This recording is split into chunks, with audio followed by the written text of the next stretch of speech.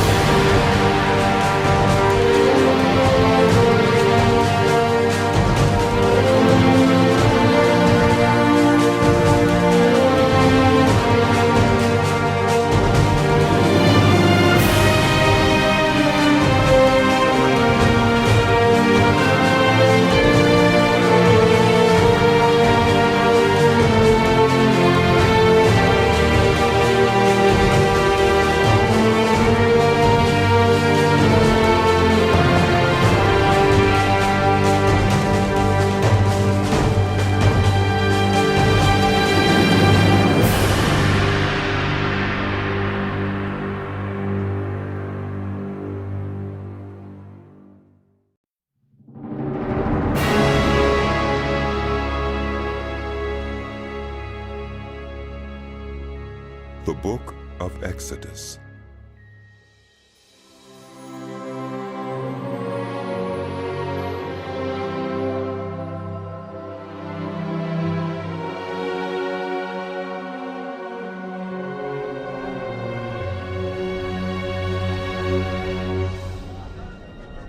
These are the names of the sons of Israel who went to Egypt with Jacob, each with his family: Reuben, Simeon, Levi, and Judah; Issachar, Zebulun, and Benjamin; Dan and Naphtali; Gad and Asher.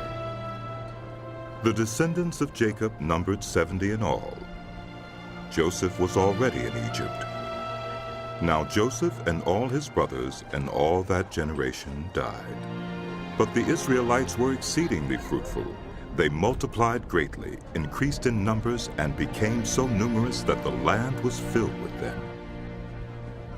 Then a new king, to whom Joseph meant nothing, came to power in Egypt. "Look," he said to his people, "the Israelites have become far too numerous for us. Come, we must deal shrewdly with them, or they will become even more numerous, and if war breaks out, we'll join our enemies, fight against us, and leave the country." So they put slave masters over them to oppress them with forced labor, and they built Pithom and Ramesses as store cities for Pharaoh. But the more they were oppressed, the more they multiplied and spread. So the Egyptians came to dread the Israelites and worked them ruthlessly. They made their lives bitter with harsh labor in brick and mortar, and with all kinds of work in the fields.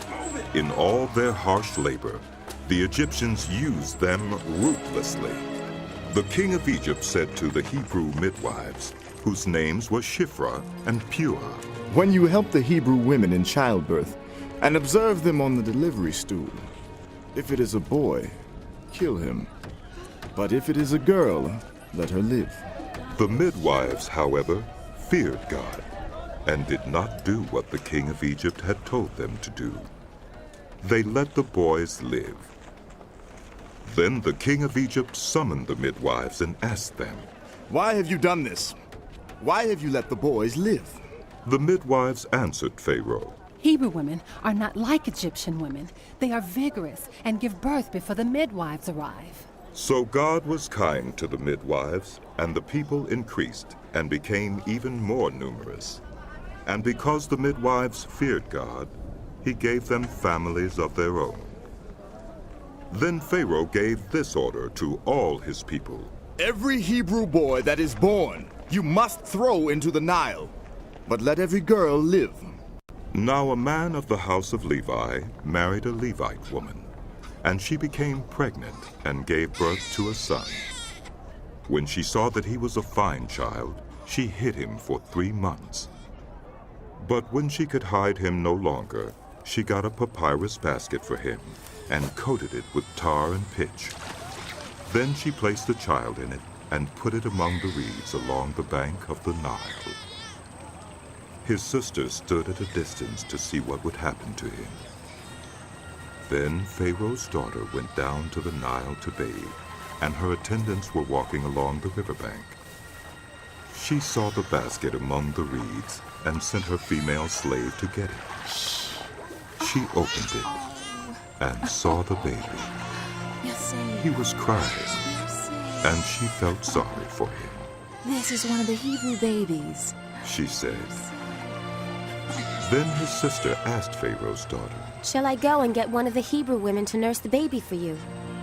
Yes, go. She answered, and the girl went and got the baby's mother. Pharaoh's daughter said to her, Take this baby and nurse him for me, and I will pay you. So the woman took the baby and nursed him.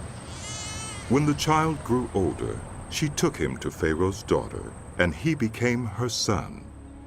She named him Moses, saying, I drew him out of the water. One day, after Moses had grown up, he went out to where his own people were and watched them at their hard labor. He saw an Egyptian beating a Hebrew, one of his own people. Glancing this way and that, and seeing no one, he killed the Egyptian and hid him in the sand. The next day he went out and saw two Hebrews fighting. He asked the one in the wrong, Why are you hitting your fellow Hebrew? The man said, Who made you ruler and judge over us? Are you thinking of killing me as you killed the Egyptian? Then Moses was afraid and thought, What I did must have become known. When Pharaoh heard of this, he tried to kill Moses. But Moses fled from Pharaoh and went to live in Midian, where he sat down by a well. Now a priest of Midian had 7 daughters, and they came to draw water and fill the troughs to water their father's flock. Some shepherds came along and drove them away. But Moses got up and came to their rescue and watered their flock. When the girls returned to Reuel, their father, he asked them.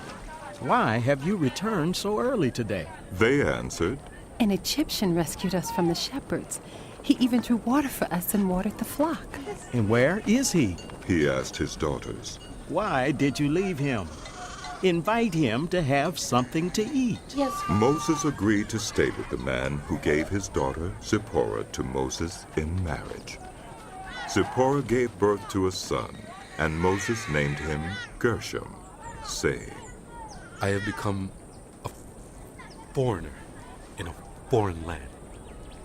During that long period, the king of Egypt died.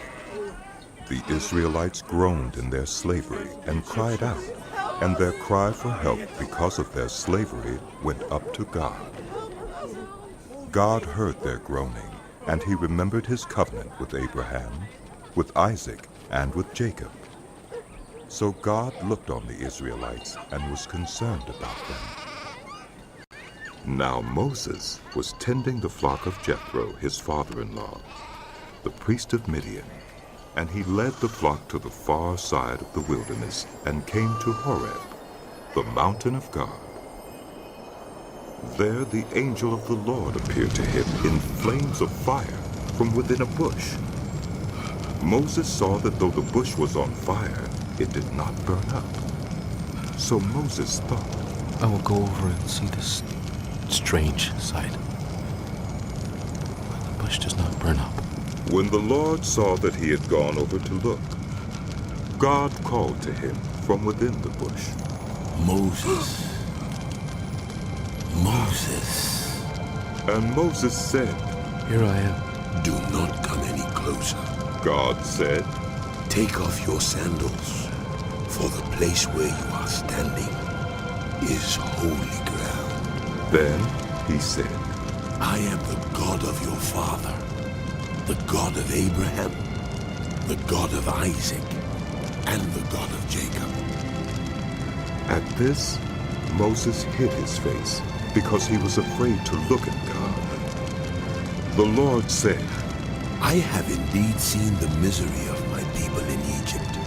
I have heard them crying out because of their slave drivers, and I am concerned about their suffering. So I have come down to rescue them from the hand of the Egyptians, and to bring them up out of that land into a good and spacious land, a land flowing with milk and honey, the home of the Canaanites, Hittites, Amorites, Perizzites, Hivites, and Jebusites. And now the cry of the Israelites has reached me, and I have seen the way the Egyptians are oppressing them. So now, go. I am sending you to Pharaoh to bring my people, the Israelites, out of Egypt. But Moses said to God, Who am I that I should go to Pharaoh and bring the Israelites out of Egypt? And God said, I will be with you, and this will be the sign to you that it is I who have sent you. When you have brought the people out of Egypt, you will worship God on this mountain. Moses said to God, Suppose I go to the Israelites and say to them, The God of your fathers has sent me to you. And they ask me, What is his name? Then what shall I tell them? God said to Moses, I am who I am. This is what you are to say to the Israelites. I am has sent me to you.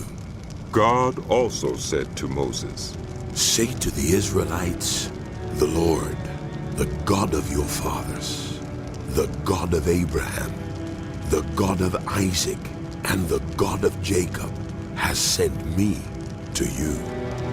This is my name forever, the name you shall call me from generation to generation. Go, assemble the elders of Israel, and say to them, the Lord, the God of your fathers, the God of Abraham, Isaac, and Jacob, appeared to me and said, I have watched over you and have seen what has been done to you in Egypt, and I have promised to bring you up out of your misery in Egypt into the land of the Canaanites, Hittites, Amorites, Perizzites, Hivites, and Jebusites, a land flowing with milk and honey. The elders of Israel will listen to you. Then you and the elders are to go to the king of Egypt and say to him, The Lord, the God of the Hebrews, has met with us. Let us take a 3-day journey into the wilderness to offer sacrifices to the Lord our God. But I know that the king of Egypt will not let you go unless a mighty hand compels him. So I will stretch out my hand and strike the Egyptians with all the wonders that I will perform among them. After that, he will let you go, and I will make the Egyptians favorably disposed toward this people, so that when you leave, you will not go empty-handed. Every woman is to ask her neighbor and any woman living in her house for articles of silver and gold and for clothing, which you will put on your sons and daughters, and so you will plunder the Egyptians. Moses answered, What if they do not believe me? Well, listen to me and say, The Lord did not appear to you. Then the Lord said to him, What is that in your hand? A staff. He replied. The Lord said, Throw it on the ground. Moses threw it on the ground, and it became a snake, and he ran from it. Then the Lord said to him, Reach out your hand and take it by the tail. So Moses reached out and took hold of the snake, and it turned back into a staff in his hand. This is so that they may believe that the Lord, the God of their fathers, the God of Abraham, the God of Isaac, and the God of Jacob, has appeared to you. Then the Lord said, Put your hand inside your cloak. So Moses put his hand into his cloak, and when he took it out, the skin was leprous. It had become as white as snow. Now put it back into your cloak. He said. So Moses put his hand back into his cloak, and when he took it out, it was restored like the rest of his flesh. Then the Lord said, If they do not believe you or pay attention to the first sign, they may believe the second. But if they do not believe these two signs or listen to you, take some water from the Nile and pour it on the dry ground. The water you take from the river will become blood on the ground. Moses said to the Lord, Pardon your servant, Lord. I have never been eloquent, neither in the past, nor since you have spoken to your servant. I am slow of speech and tongue. The Lord said to him, Who gave human beings their mouths? Who makes them deaf or mute? Who gives them sight or makes them blind? Is it not I, the Lord? Now go, I will help you speak and will teach you what to say. But Moses said, Pardon your servant, Lord. Please, send someone else. Then the Lord's anger burned against Moses, and he said, What about your brother Aaron, the Levite? I know he can speak well. He is already on his way to meet you, and his heart will be glad when he sees you. You shall speak to him and put words in his mouth. I will help both of you speak, and will teach you what to do. He will speak to the people for you, and it will be as if he were your mouth, and as if you were God to him. But take this staff in your hand, so you can perform the signs with it. Then Moses went back to Jethro, his father-in-law, and said to him, Let me return to my own people in Egypt, to see if any of them are still alive. Jethro said, Go, and I wish you well. Now the Lord had said to Moses in Midian, Go back to Egypt, for all those who wanted to kill you are dead. So Moses took his wife and sons, put them on a donkey, and started back to Egypt. And he took the staff of God in his hand. The Lord said to Moses, When you return to Egypt, see that you perform before Pharaoh all the wonders I have given you the power to do. But I will harden his heart so that he will not let the people go. Then say to Pharaoh, This is what the Lord says. Israel is my firstborn son, and I told you, let my son go, so he may worship me. But you refused to let him go, so I will kill your firstborn son. At a lodging place on the way, the Lord met Moses and was about to kill him. But Zipporah took a flint knife, cut off her son's foreskin, and touched Moses' feet with it. Surely you are a bridegroom of blood to me, she said. So the Lord let him alone. At that time she said, Bridegroom of blood, referring to circumcision. The Lord said to Aaron, Go into the wilderness to meet Moses. So he met Moses at the mountain of God and kissed him. Then Moses told Aaron everything the Lord had sent him to say, and also about all the signs he had commanded him to perform. Moses and Aaron brought together all the elders of the Israelites, and Aaron told them everything the Lord had said to Moses. He also performed the signs before the people, and they believed. And when they heard that the Lord was concerned about them and had seen their misery, they bowed down and worshipped.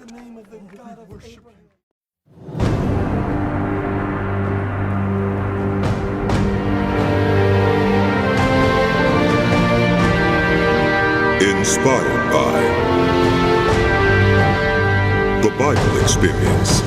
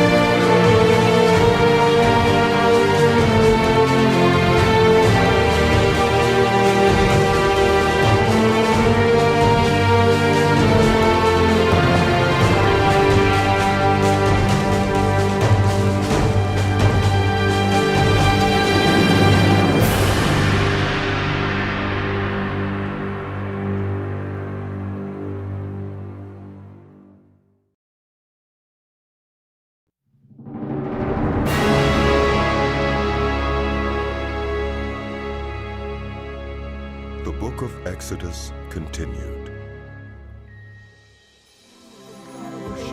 Afterward, Moses and Aaron went to Pharaoh and said, This is what the Lord, the God of Israel, says. Let my people go, so that they may hold a festival to me in the wilderness. Pharaoh said, Who is the Lord that I should obey him and let Israel go? I do not know the Lord, and I will not let Israel go. Then they said, The God of the Hebrews has met with us. Now let us take a 3-day journey into the wilderness to offer sacrifices to the Lord our God. Or he may strike us with plagues, or with the sword. But the king of Egypt said, Moses and Aaron, why are you taking the people away from their labor? Get back to your work. Then Pharaoh said, Look, the people of the land are now numerous, and you are stopping them from working. That same day, Pharaoh gave this order to the slave drivers and overseers in charge of the people. You are no longer to supply the people with straw for making bricks. Let them go and gather their own straw. But require them to make the same number of bricks as before. Don't reduce the quota. They are lazy. That is why they are crying out, Let us go and sacrifice to our God. Make the work harder for them so that they keep working and pay no attention to lies. Then the slave drivers and the overseers went out and said to the people, This is what Pharaoh says. I will not give you any more straw. Go and get your own straw wherever you can find it, but your work will not be reduced at all. So the people scattered all over Egypt to gather stubble to use for straw. The slave drivers kept pressing them, saying, Complete the work required of you for each day, just as when you had straw. And Pharaoh's slave drivers beat the Israelite overseers they had appointed, demanding, Why haven't you met your quota of bricks yesterday or today as before? Then the Israelite overseers went and appealed to Pharaoh. Why have you treated your servants this way? Your servants are given no straw, yet we are told, make bricks.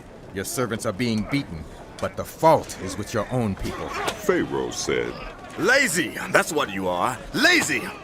That is why you keep saying, Let us go and sacrifice to the Lord. Now get to work. You will not be given any straw, yet you must produce your full quota of bricks. The Israelite overseers realized they were in trouble when they were told, You are not to reduce the number of bricks required of you for each day. When they left Pharaoh, they found Moses and Aaron waiting to meet them, and they said, May the Lord look on you and judge you. You have made us obnoxious to Pharaoh and his officials, and have put a sword in their hand to kill us. Moses returned to the Lord and said, Why, Lord? Why have you brought trouble on this people? Is this why you sent me? Ever since I went to Pharaoh to speak in your name, he has brought trouble on this people, and you have not rescued your people at all. Then the Lord said to Moses, Now you will see what I will do to Pharaoh. Because of my mighty hand, he will let them go. Because of my mighty hand, he will drive them out of his country. God also said to Moses, I am the Lord. I appeared to Abraham, to Isaac, and to Jacob as God Almighty. But by my name, the Lord, I did not make myself known to them. I also established my covenant with them to give them the land of Canaan, where they resided as foreigners. Moreover, I have heard the groaning of the Israelites, whom the Egyptians are enslaving, and I have remembered my covenant. Therefore say to the Israelites, I am the Lord, and I will bring you out from under the yoke of the Egyptians. I will free you from being slaves to them, and I will redeem you with an outstretched arm and with mighty acts of judgment. I will take you as my own people, and I will be your God.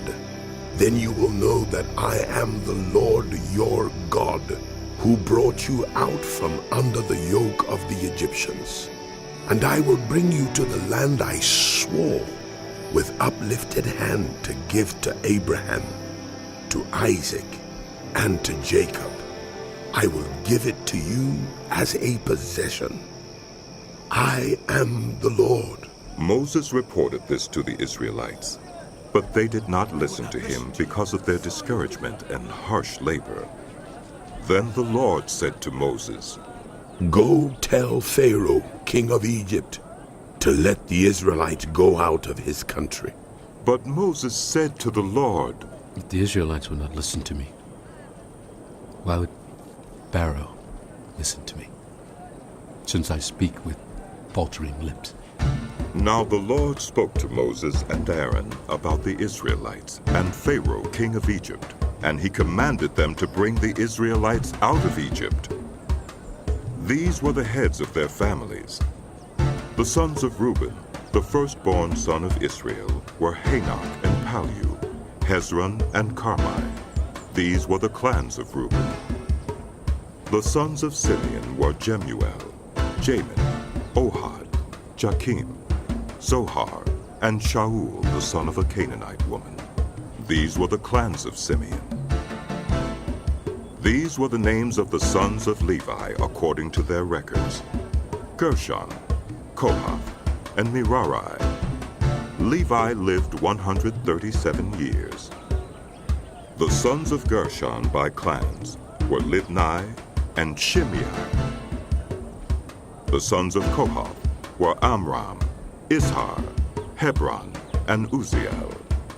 Kohath lived 133 years. The sons of Merari were Malai and Mushai. These were the clans of Levi according to their records. Amram married his father's sister, Jochebed, who bore him Aaron and Moses. Amram lived 137 years. The sons of Izhar were Korah, Nepheg, and Zikri. The sons of Uzziel were Mishael, Elzaphan, and Sithri. Aaron married Elisheba, daughter of Aminadab, and sister of Nashon, and she bore him Nadab and Abihu, Eleazar and Ithamar. The sons of Korah were Asher, Elkanah, and Abiasaph. These were the Korahite clans. Eleazar, son of Aaron, married one of the daughters of Putiel, and she bore him Phinehas. These were the heads of the Levite families, clan by clan. It was this Aaron and Moses to whom the Lord said, Bring the Israelites out of Egypt by their divisions. They were the ones who spoke to Pharaoh, king of Egypt, about bringing the Israelites out of Egypt. This same Moses and Aaron. Now when the Lord spoke to Moses in Egypt, he said to him, I am the Lord. Tell Pharaoh, king of Egypt, everything I tell you. But Moses said to the Lord, Since I speak with faltering lips, why would Pharaoh listen to me? Then the Lord said to Moses, See, I have made you like God to Pharaoh, and your brother Aaron will be your prophet. You are to say everything I command you, and your brother Aaron is to tell Pharaoh to let the Israelites go out of his country. But I will harden Pharaoh's heart, and though I multiply my signs and wonders in Egypt, he will not listen to you. Then I will lay my hand on Egypt, and with mighty acts of judgment I will bring out my divisions, my people, the Israelites. And the Egyptians will know that I am the Lord when I stretch out my hand against Egypt and bring the Israelites out of it. Moses and Aaron did just as the Lord commanded them. Moses was 80 years old, and Aaron 83 when they spoke to Pharaoh. The Lord said to Moses and Aaron, When Pharaoh says to you, perform a miracle, then say to Aaron, take your staff and throw it down before Pharaoh, and it will become a snake. So Moses and Aaron went to Pharaoh and did just as the Lord commanded. Aaron threw his staff down in front of Pharaoh and his officials, and it became a snake.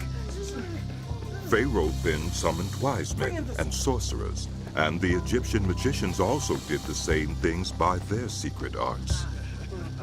Each one threw down his staff, and it became a snake. But Aaron's staff swallowed up their staffs. Yet Pharaoh's heart became hard, and he would not listen to them, just as the Lord had said. Then the Lord said to Moses, Pharaoh's heart is unyielding. He refuses to let the people go. Go to Pharaoh in the morning as he goes out to the river. Wait on the bank of the Nile to meet him, and take in your hand the staff that was changed into a snake. Then say to him, The Lord, the God of the Hebrews, has sent me to say to you, let my people go, so that they may worship me in the wilderness. But until now, you have not listened. This is what the Lord says. By this you will know that I am the Lord.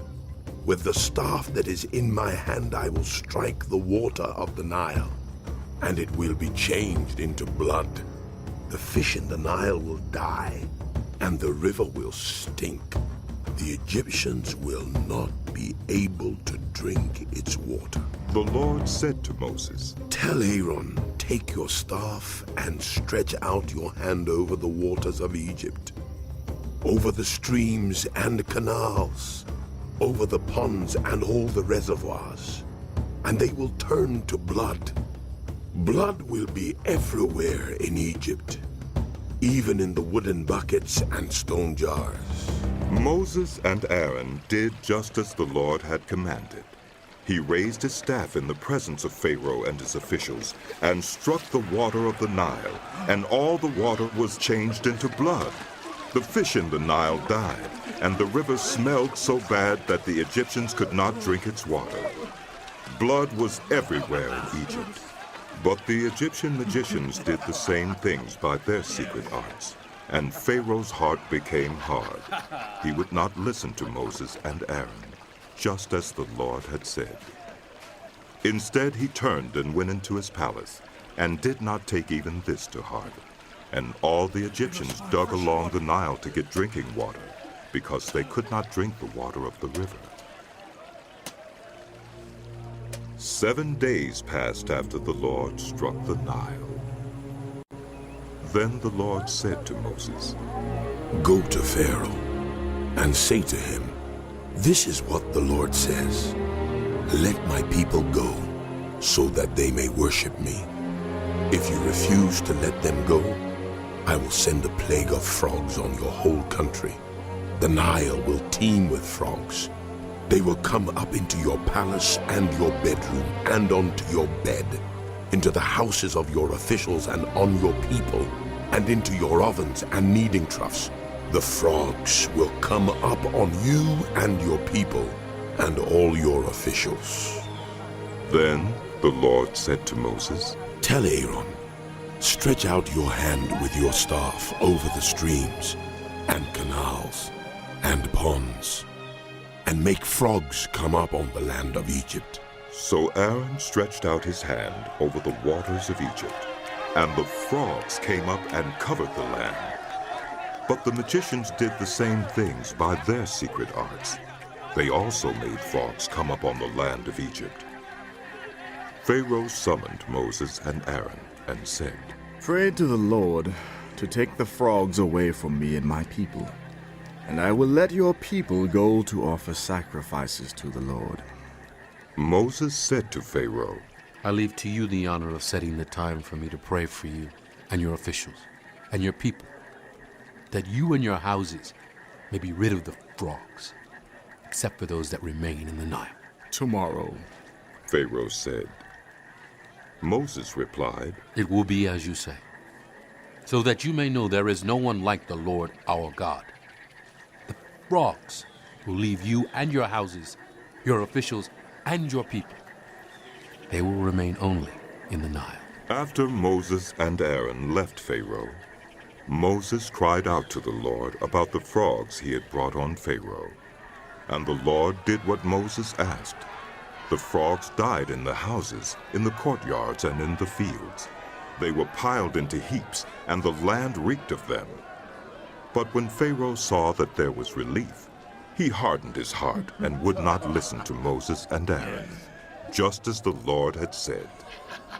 Then the Lord said to Moses, Tell Aaron, stretch out your staff and strike the dust of the ground, and throughout the land of Egypt the dust will become gnats. They did this, and when Aaron stretched out his hand with the staff and struck the dust of the ground, gnats came on people and animals.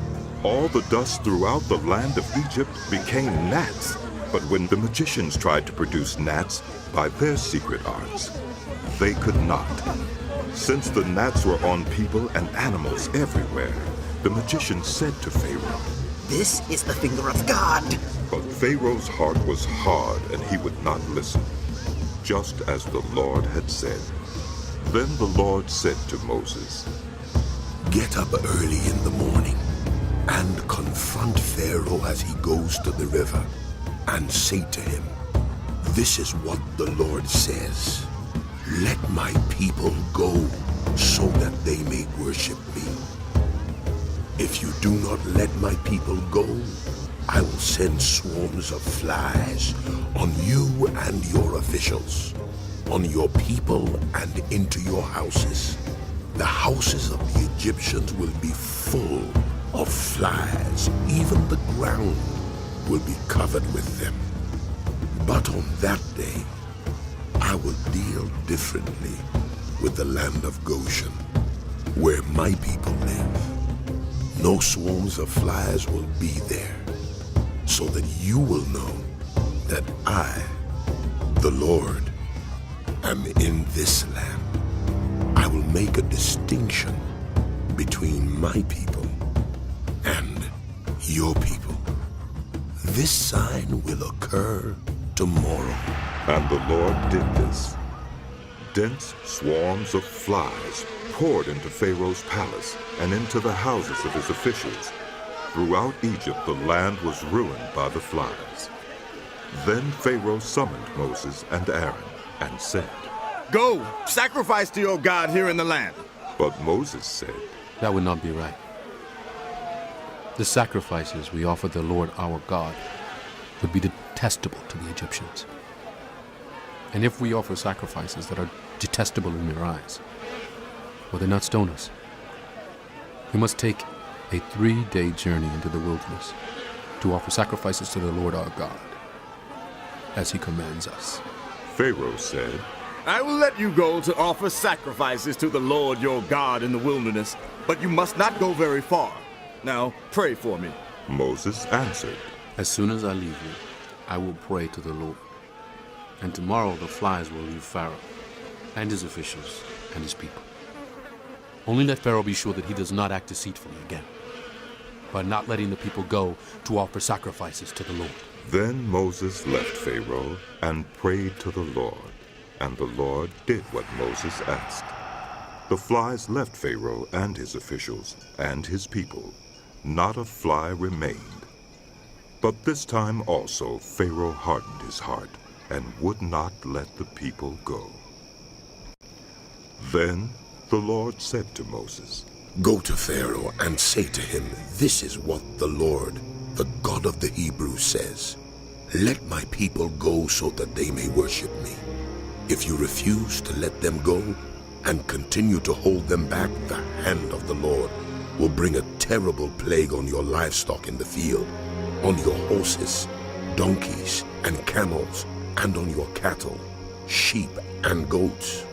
But the Lord will make a distinction between the livestock of Israel and that of Egypt, so that no animal belonging to the Israelites will die. The Lord set a time and said, Tomorrow the Lord will do this in the land. And the next day the Lord did it. All the livestock of the Egyptians died. But not one animal belonging to the Israelites died. Pharaoh investigated and found that not even one of the animals of the Israelites had died. Yet his heart was unyielding, and he would not let the people go.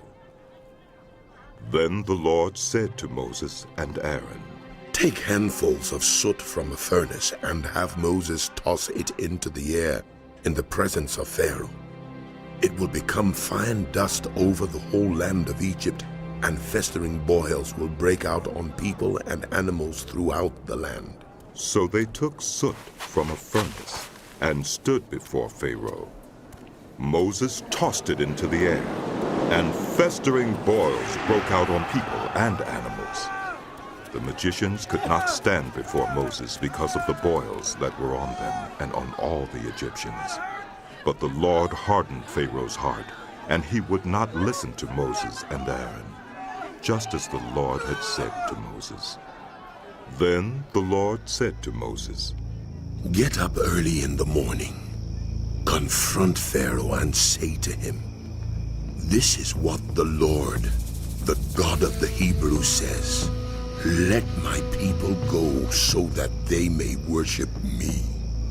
Or this time, I will send the full force of my plagues against you and against your officials and your people, so you may know that there is no one like me in all the earth. For by now I could have stretched out my hand and struck you and your people with a plague that would have wiped you off the earth. But I have raised you up for this very purpose, that I might show you my power, and that my name might be proclaimed in all the earth. You still set yourself against my people, and will not let them go? Therefore, at this time tomorrow, I will send the worst hailstorm that has ever fallen on Egypt from the day it was founded till now. Give an order now to bring your livestock and everything you have in the field to a place of shelter, because the hail will fall on every person and animal that has not been brought in and is still out in the field, and they will die. Those officials of Pharaoh who feared the word of the Lord hurried to bring their slaves and their livestock inside. But those who ignored the word of the Lord left their slaves and livestock in the field. Then the Lord said to Moses, Stretch out your hand toward the sky so that hail will fall all over Egypt, on people and animals, and on everything growing in the fields of Egypt. When Moses stretched out his staff toward the sky, the Lord sent thunder and hail, and lightning flashed down to the ground. So the Lord rained hail on the land of Egypt.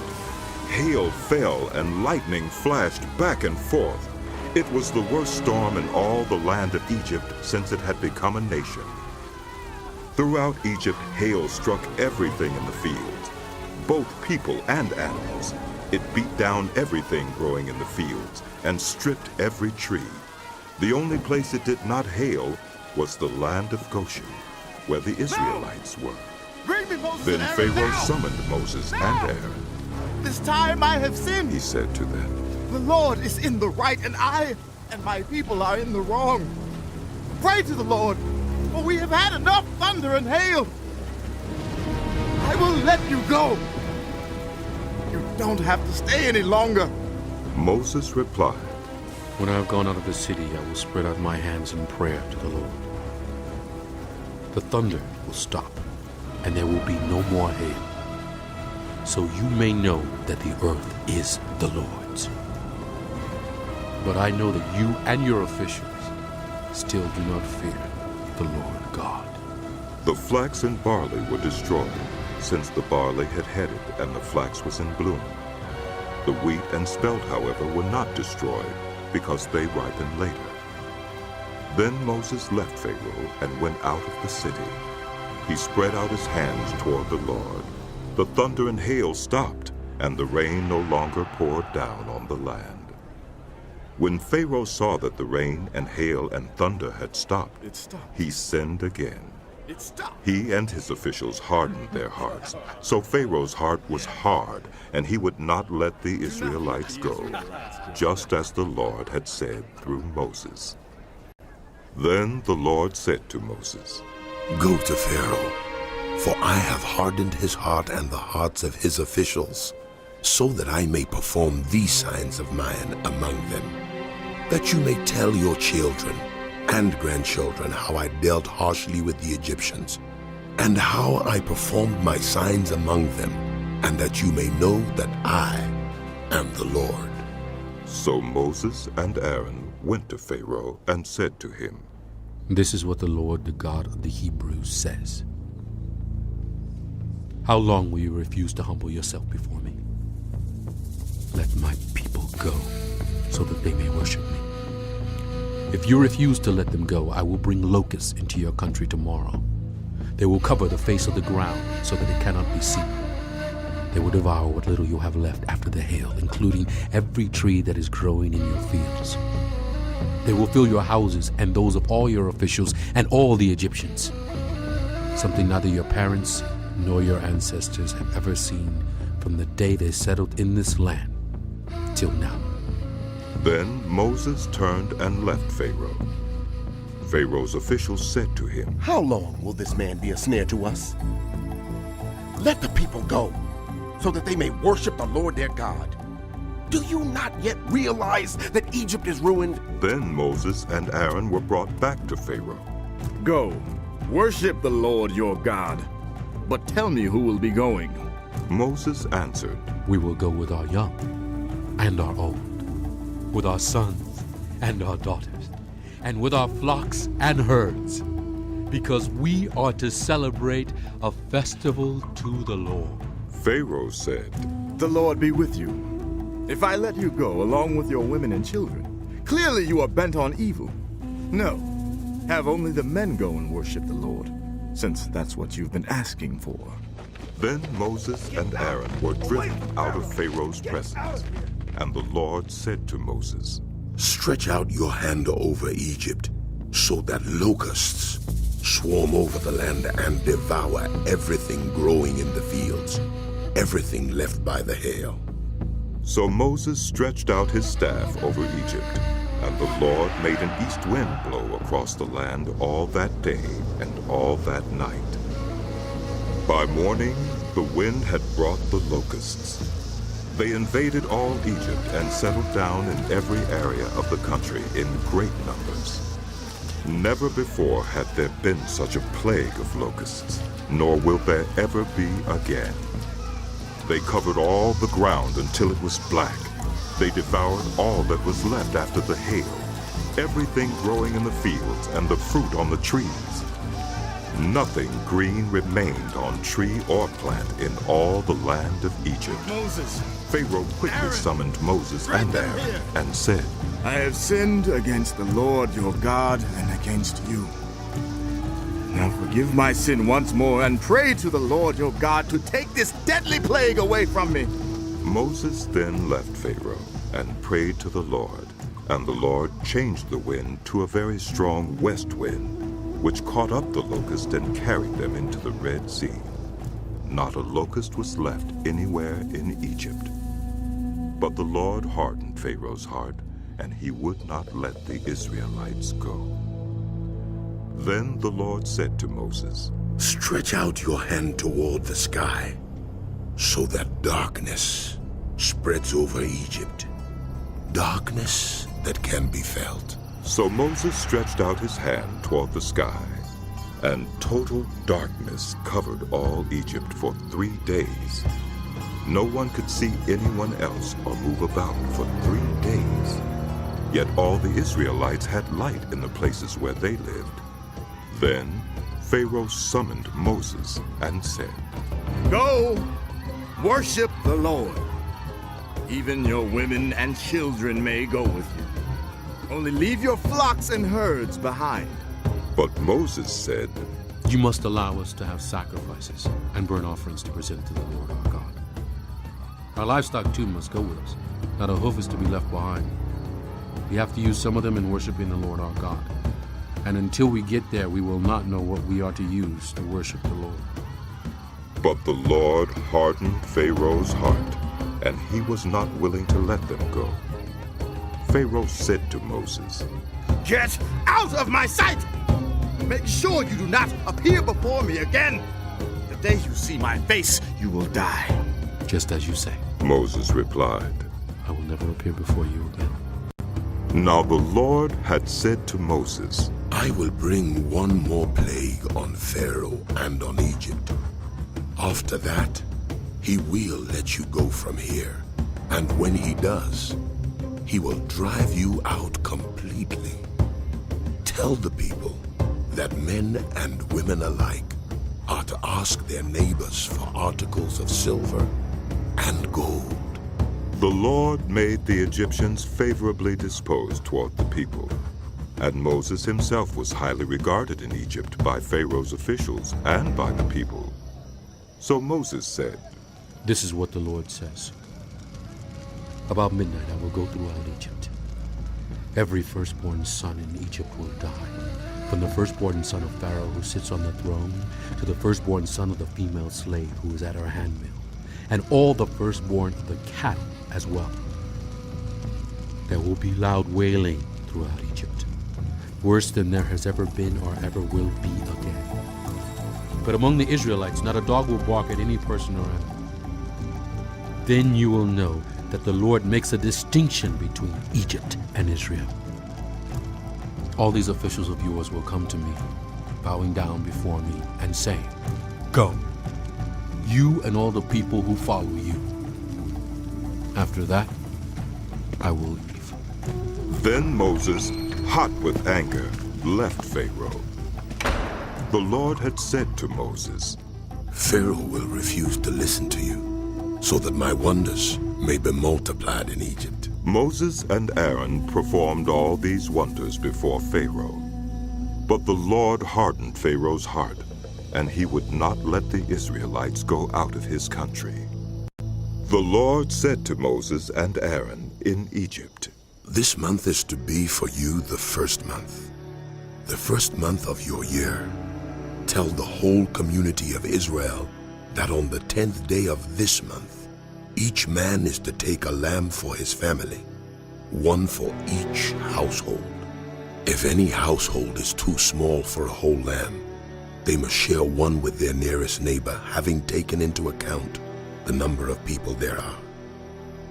You are to determine the amount of lamb needed in accordance with what each person will eat. The animals you choose must be year-old males without defect, and you may take them from the sheep or the goats. Take care of them until the 14th day of the month, when all the members of the community of Israel must slaughter them at twilight. Then they are to take some of the blood and put it on the sides and tops of the door frames of the houses where they eat the lambs. That same night, they are to eat the meat roasted over the fire, along with bitter herbs and bread made without yeast. Do not eat the meat raw or boiled in water, but roast it over a fire with the head, legs, and internal organs. Do not leave any of it till morning. If some is left till morning, you must burn it. This is how you are to eat it, with your cloak tucked into your belt, your sandals on your feet, and your staff in your hand. Eat it in haste. It is the Lord's Passover. On that same night, I will pass through Egypt and strike down every firstborn of both people and animals. And I will bring judgment on all the gods of Egypt. I am the Lord. The blood will be a sign for you on the houses where you are. And when I see the blood, I will pass over you. No destructive plague will touch you when I strike Egypt. This is a day you are to commemorate. For the generations to come you shall celebrate it as a festival to the Lord, a lasting ordinance. For 7 days you are to eat bread made without yeast. On the first day, remove the yeast from your houses. For whoever eats anything with yeast in it, from the first day through the 7th, must be cut off from Israel. On the first day, hold a sacred assembly, and another one on the 7th day. Do no work at all on these days, except to prepare food for everyone to eat. That is all you may do. Celebrate the festival of unleavened bread, because it was on this very day that I brought your divisions out of Egypt. Celebrate this day as a lasting ordinance for the generations to come. In the first month, you are to eat bread made without yeast. From the evening of the 14th day until the evening of the 21st day. For 7 days no yeast is to be found in your houses. And anyone, whether foreigner or native born, who eats anything with yeast in it, must be cut off from the community of Israel. Eat nothing made with yeast. Wherever you live, you must eat unleavened bread. Then Moses summoned all the elders of Israel and said to them, Go at once and select the animals for your families and slaughter the Passover lamb. Take a bunch of hyssop, dip it into the blood in the basin, and put some of the blood on the top and on both sides of the doorframe. None of you shall go out of the door of your house until morning. When the Lord goes to the land to strike down the Egyptians, he will see the blood on the top and sides of the doorframe and will pass over that doorway, and he will not permit the destroyer to enter your houses and strike you down. Obey these instructions as a lasting ordinance for you and your descendants. When you enter the land that the Lord will give you as he promised, observe this ceremony. And when your children ask you, what does this ceremony mean to you? Then tell them, it is the Passover sacrifice to the Lord, who passed over the houses of the Israelites in Egypt and spared our homes when he struck down the Egyptians. Then the people bowed down and worshipped. The Israelites did just what the Lord commanded Moses and Aaron. At midnight, the Lord struck down all the firstborn in Egypt, from the firstborn of Pharaoh who sat on the throne, to the firstborn of the prisoner who was in the dungeon, and the firstborn of all the livestock as well. Pharaoh and all his officials and all the Egyptians got up during the night, and there was loud wailing in Egypt, for there was not a house without someone dead. During the night, Pharaoh summoned Moses and Aaron and said, Up! Leave my people, you and the Israelites, who worship the Lord as you have requested. Take your flocks and herds as you have said, and go.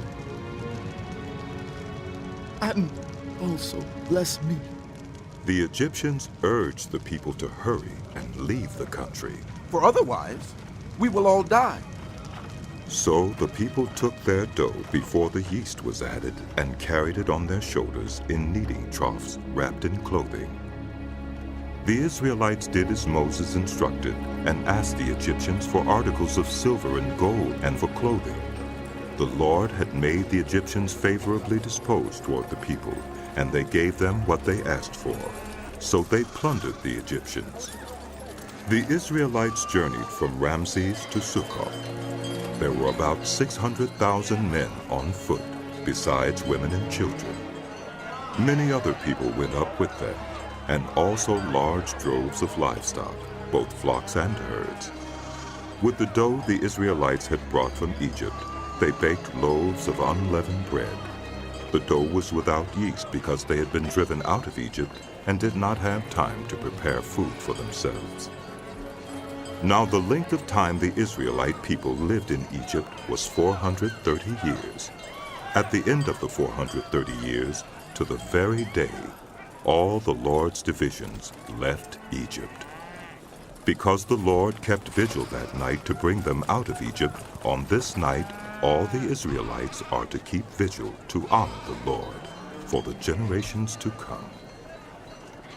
The Lord said to Moses and Aaron, "These are the regulations for the Passover. No foreigner is to eat of it. Any slave you have bought may eat of it after you have circumcised him, but a temporary resident or a hired worker may not eat of it.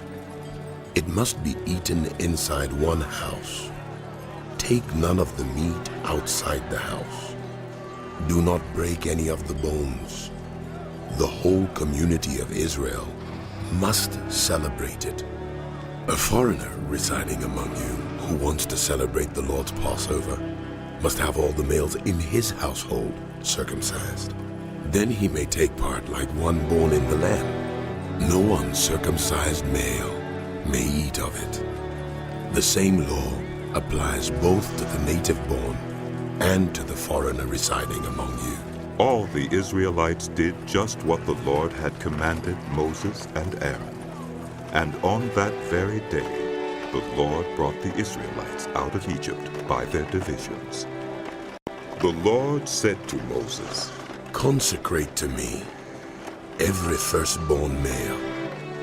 The first offspring of every womb among the Israelites belongs to me, whether human or animal." Then Moses said to the people, "Commemorate this day, the day you came out of Egypt, out of the land of slavery, because the Lord brought you out of it with a mighty hand. Eat nothing containing yeast. Today, in the month of Aviv, you are leaving. When the Lord brings you into the land of the Canaanites, Hittites, Amorites, Hivites, and Jebusites, the land he swore to your ancestors to give you, a land flowing with milk and honey, you are to observe this ceremony in this month.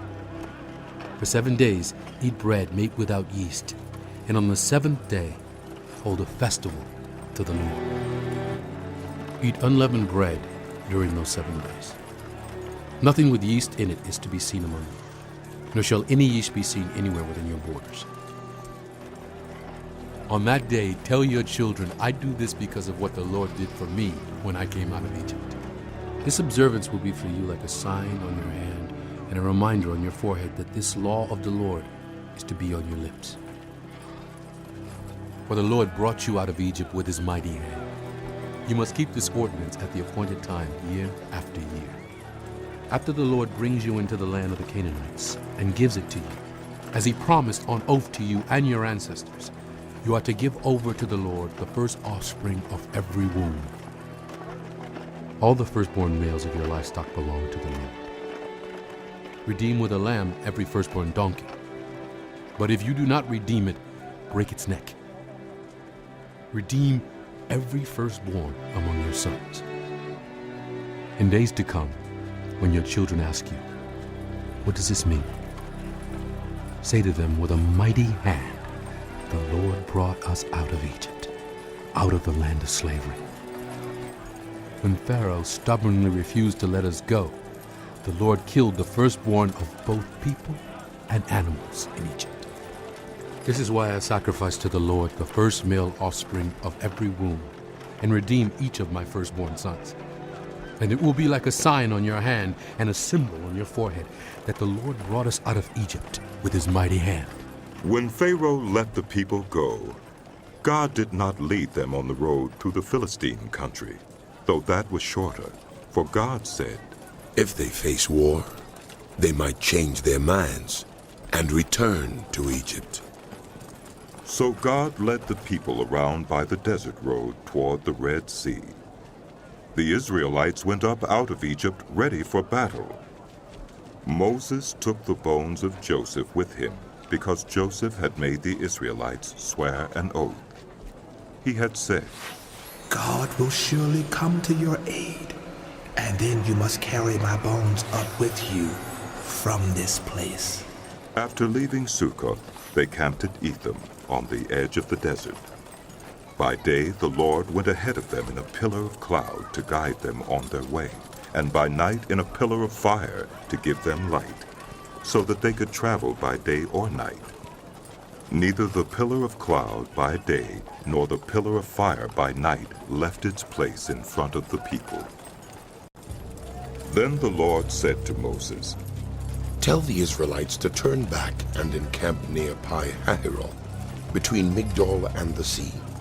They are to encamp by the sea directly opposite Baal-zephon.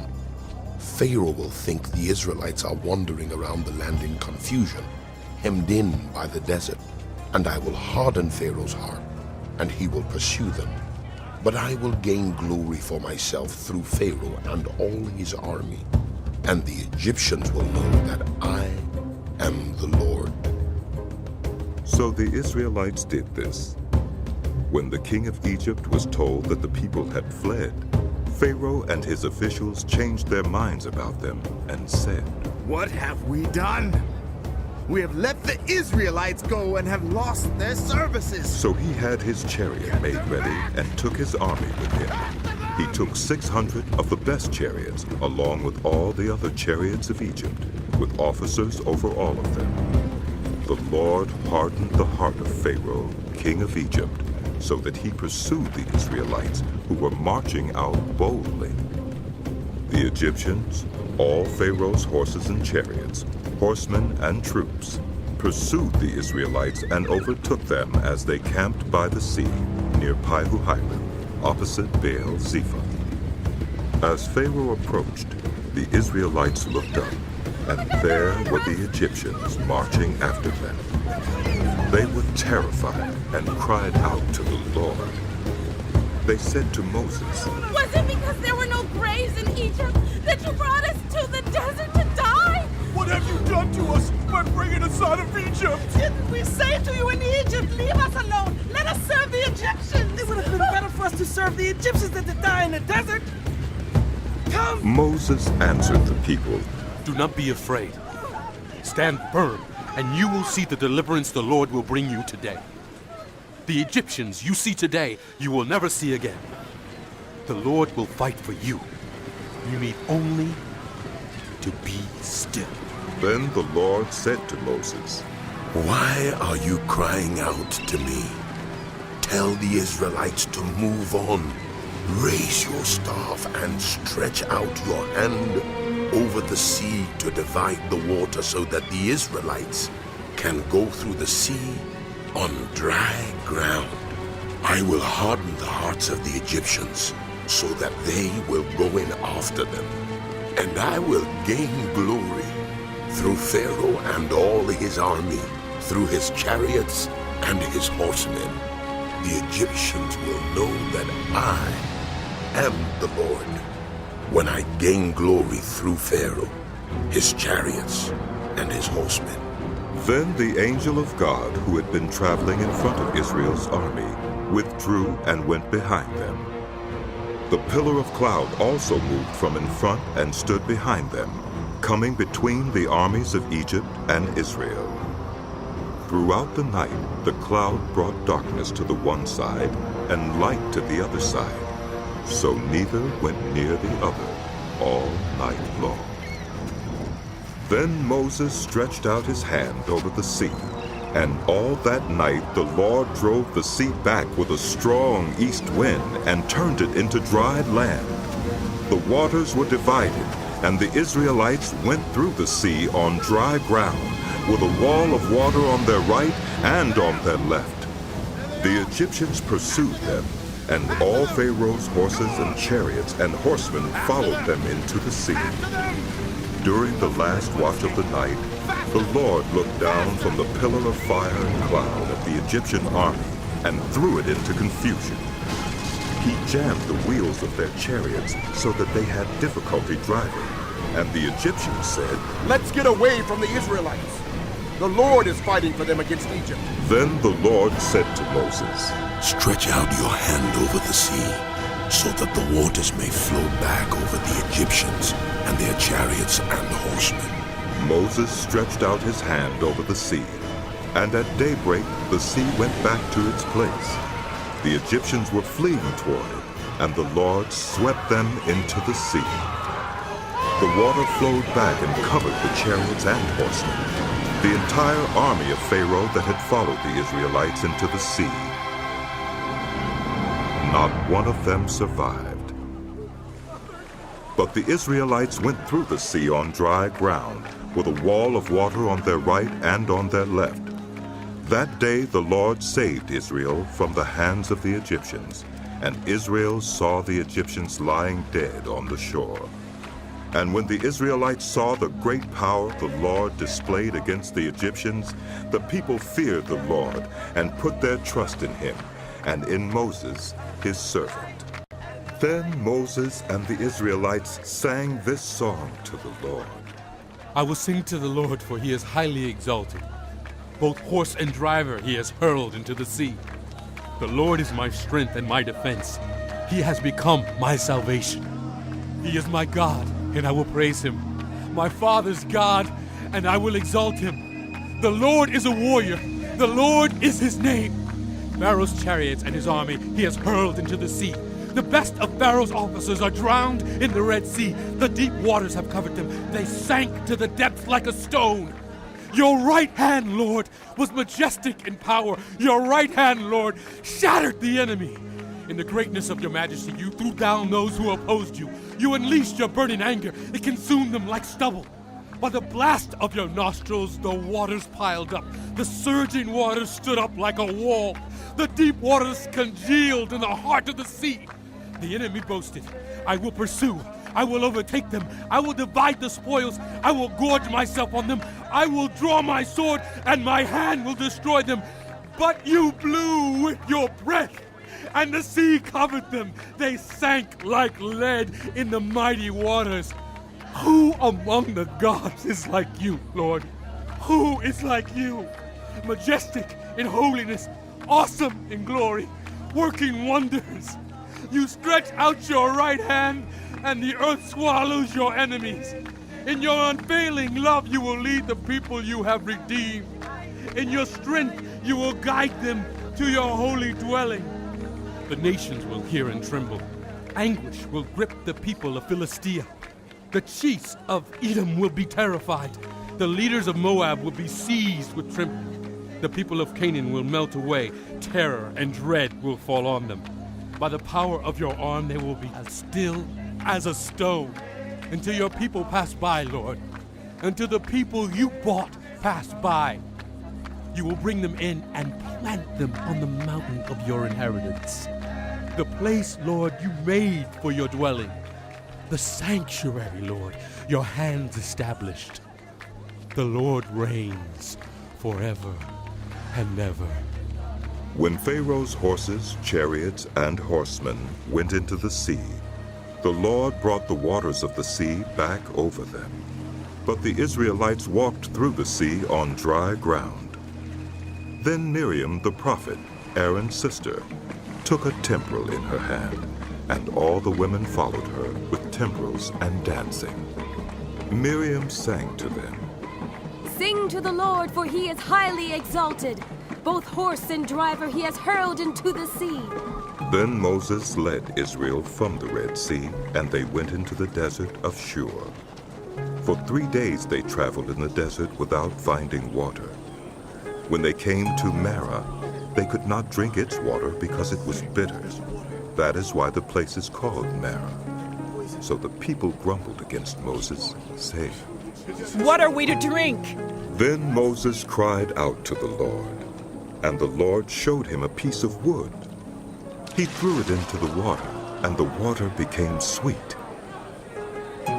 There the Lord issued a ruling and instruction for them and put them to the test.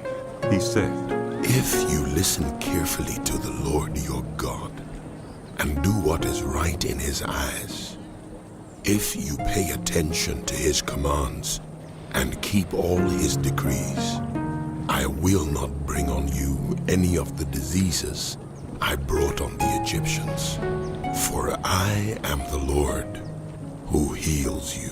Then they came to Elim, where there were 12 springs and 70 palm trees, and they camped there near the water. The whole Israelite community set out from Elim and came to the desert of Sin, which is between Elim and Sinai, on the 15th day of the 2nd month after they had come out of Egypt. In the desert, the whole community grumbled against Moses and Aaron. The Israelites said to them, "If only we had died by the Lord's hand in Egypt.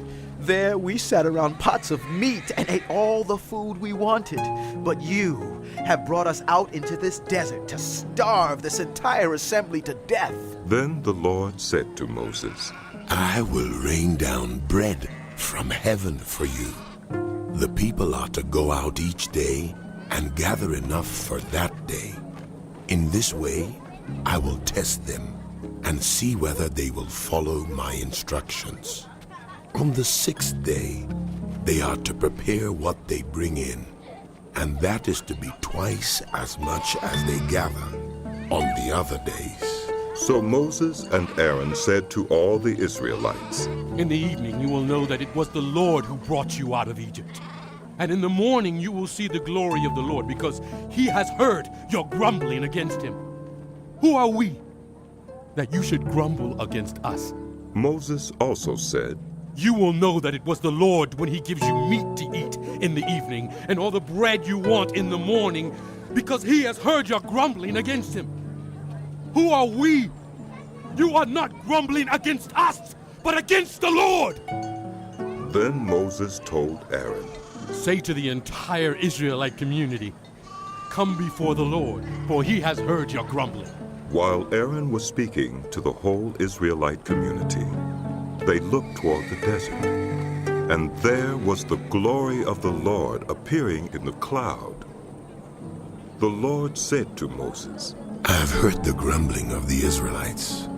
Tell them, at twilight you will eat meat, and in the morning you will be filled with bread. Then you will know that I am the Lord your God. That evening, quail came and covered the camp, and in the morning there was a layer of dew around the camp. When the dew was gone, thin flakes like frost on the ground appeared on the desert floor. When the Israelites saw it, they said to each other, What is it? For they did not know what it was. Moses said to them, It is the bread the Lord has given you to eat. This is what the Lord has commanded. Each one is to gather as much as they need. Take an omer for each person you have in your tent. The Israelites did as they were told. Some gathered much, some little. And when they measured it by the omer, the one who gathered much did not have too much, and the one who gathered little did not have too little. Each one had gathered just as much as they needed. Then Moses said to them, No one is to keep any of it until morning. However, some of them paid no attention to Moses. They kept part of it until morning, but it was full of maggots and began to smell. So Moses was angry with them. Each morning everyone gathered as much as they needed, and when the sun grew hot, it melted away. On the 6th day, they gathered twice as much, 2 omers for each person, and the leaders of the community came and reported this to Moses. He said to them, This is what the Lord commanded. Tomorrow is to be a day of Sabbath rest, a holy Sabbath to the Lord. So bake what you want to bake and boil what you want to boil. Save whatever is left and keep it until morning. So they saved it until morning as Moses commanded, and it did not stink or get maggots in it. Eat it today, Moses said, because today is a Sabbath to the Lord. You will not find any of it on the ground today. 6 days you are to gather it, but on the 7th day, the Sabbath, there will not be any. Nevertheless, some of the people went out on the 7th day to gather it, but they found none. Then the Lord said to Moses, How long will you refuse to keep my commands and my instructions? Bear in mind that the Lord has given you the Sabbath. That is why on the 6th day, he gives you bread for 2 days. Everyone is to stay where they are on the 7th day. No one is to go out. So the people rested on the 7th day. The people of Israel called the bread manna. It was white like coriander seed and tasted like wafers made with honey. Moses said, "This is what the Lord has commanded. Take an omer of manna and keep it for the generations to come, so they can see the bread I gave you to eat in the wilderness when I brought you out of Egypt." So Moses said to Aaron, "Take a jar and put an omer of manna in it. Then place it before the Lord to be kept for the generations to come." As the Lord commanded Moses, Aaron put the manna with the tablets of the covenant law so that it might be preserved. The Israelites ate manna 40 years until they came to a land that was settled. They ate manna until they reached the border of Canaan. An omer is 1/10 of an ephah. The whole Israelite community set out from the desert of Sin, traveling from place to place as the Lord commanded. They camped at Rephidim, but there was no water for the people to drink. So they quarreled with Moses and said, "Give us water to drink!" Moses replied, "Why do you quarrel with me? Why do you put the Lord to the test?" But the people were thirsty for water there, and they grumbled against Moses. They said, "Why did you bring us up out of Egypt to make us and our children and livestock die of thirst?" Then Moses cried out to the Lord. "What am I to do with these people? They are almost ready to stone me." The Lord answered Moses, "Go out in front of the people. Take with you some of the elders of Israel, and take in your hand the staff with which you struck the Nile, and go. I will stand there before you by the rock at Horeb. Strike the rock, and water will come out of it for the people to drink." So Moses did this in the sight of the elders of Israel, and he called the place Massah and Meribah, because the Israelites quarreled, and because they tested the Lord, saying, "Is the Lord among us or not?" The Amalekites came and attacked the Israelites at Rephidim. Moses said to Joshua, "Choose some of our men and go out to fight the Amalekites. Tomorrow I will stand on top of the hill with the staff of God in my hands."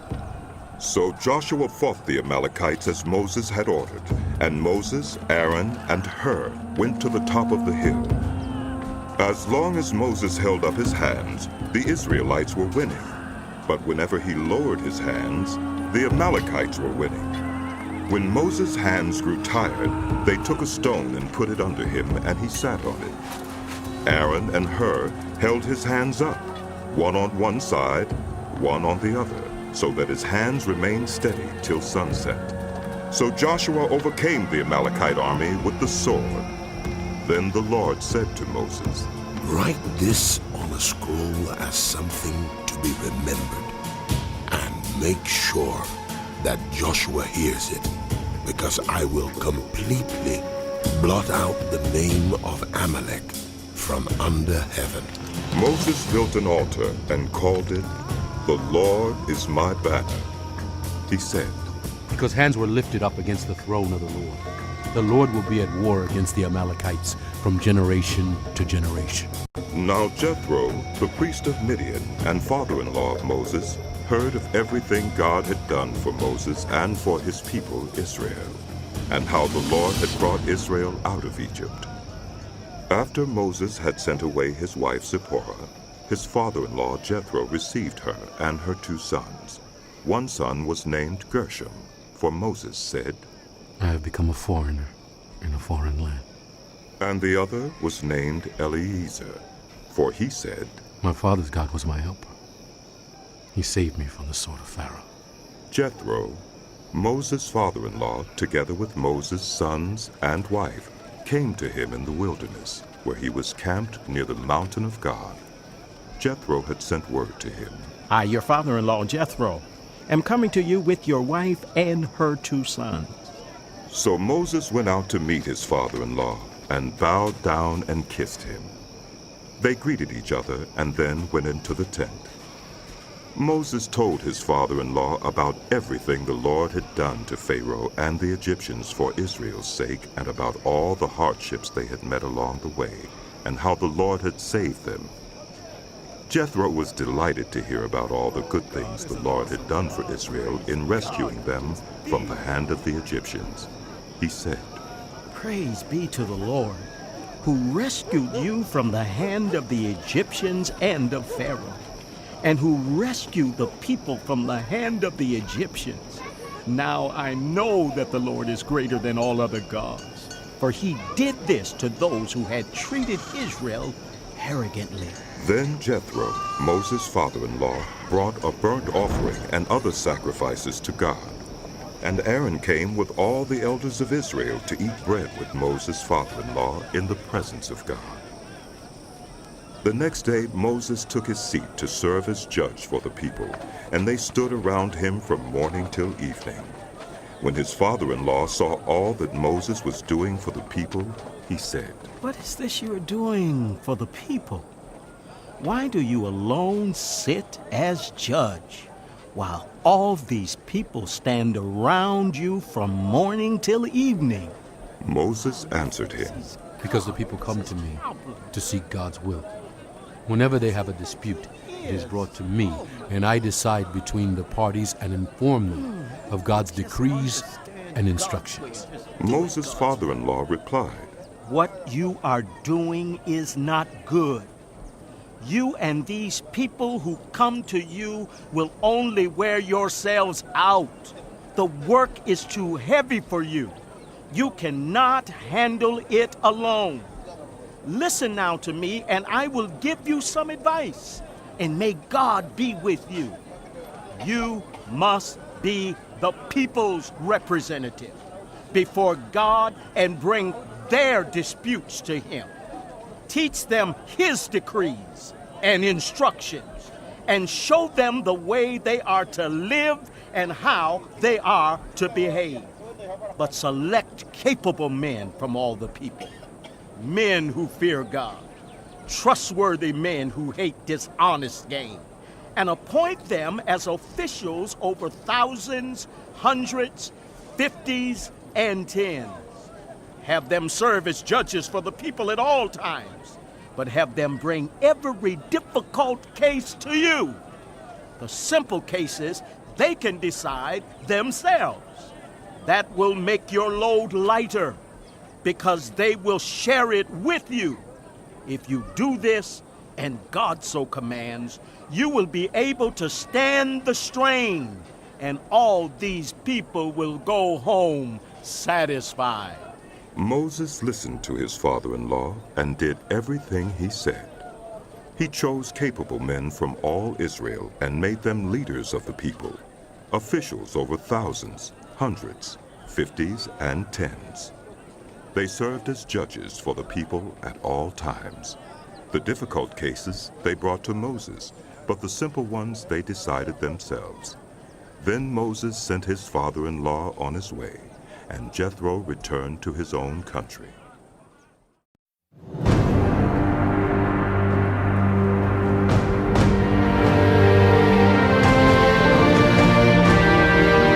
Inspired by the Bible Experience.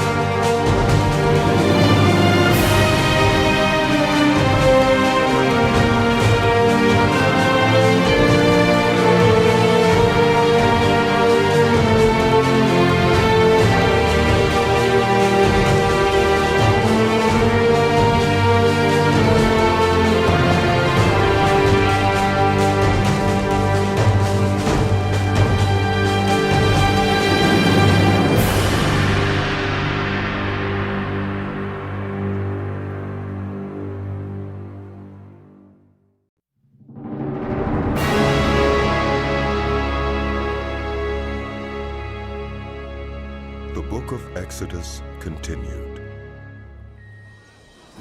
On the first day of the 3rd month after the Israelites left Egypt, on that very day, they came to the desert of Sinai. After they set out from Rephidim, they entered the desert of Sinai, and Israel camped there in the desert in front of the mountain. Then Moses went up to God, and the Lord called to him from the mountain and said, This is what you are to say to the house of Jacob, and what you are to tell the people of Israel. You yourselves have seen what I did to Egypt, and how I carried you on eagle's wings and brought you to myself. Now, if you obey me fully and keep my covenant, then out of all nations, you will be my treasured possession. Although the whole earth is mine, you will be for me a kingdom of priests and a holy nation. These are the words you are to speak to the Israelites. So Moses went back and summoned the elders of the people, and set before them all the words the Lord had commanded him to speak. The people all responded together, We will do everything the Lord has said. So Moses brought their answer back to the Lord. The Lord said to Moses, I am going to come to you in a dense cloud, so that the people will hear me speaking with you, and will always put their trust in you. Then Moses told the Lord what the people had said. And the Lord said to Moses, Go to the people and consecrate them today and tomorrow. Have them wash their clothes and be ready by the 3rd day, because on that day the Lord will come down on Mount Sinai in the sight of all the people. Put limits for the people around the mountain, and tell them, Be careful that you do not approach the mountain or touch the foot of it. Whoever touches the mountain is to be put to death. They are to be stoned or shot with arrows. Not a hand is to be laid on them, whether people or animals. They shall not be permitted to live.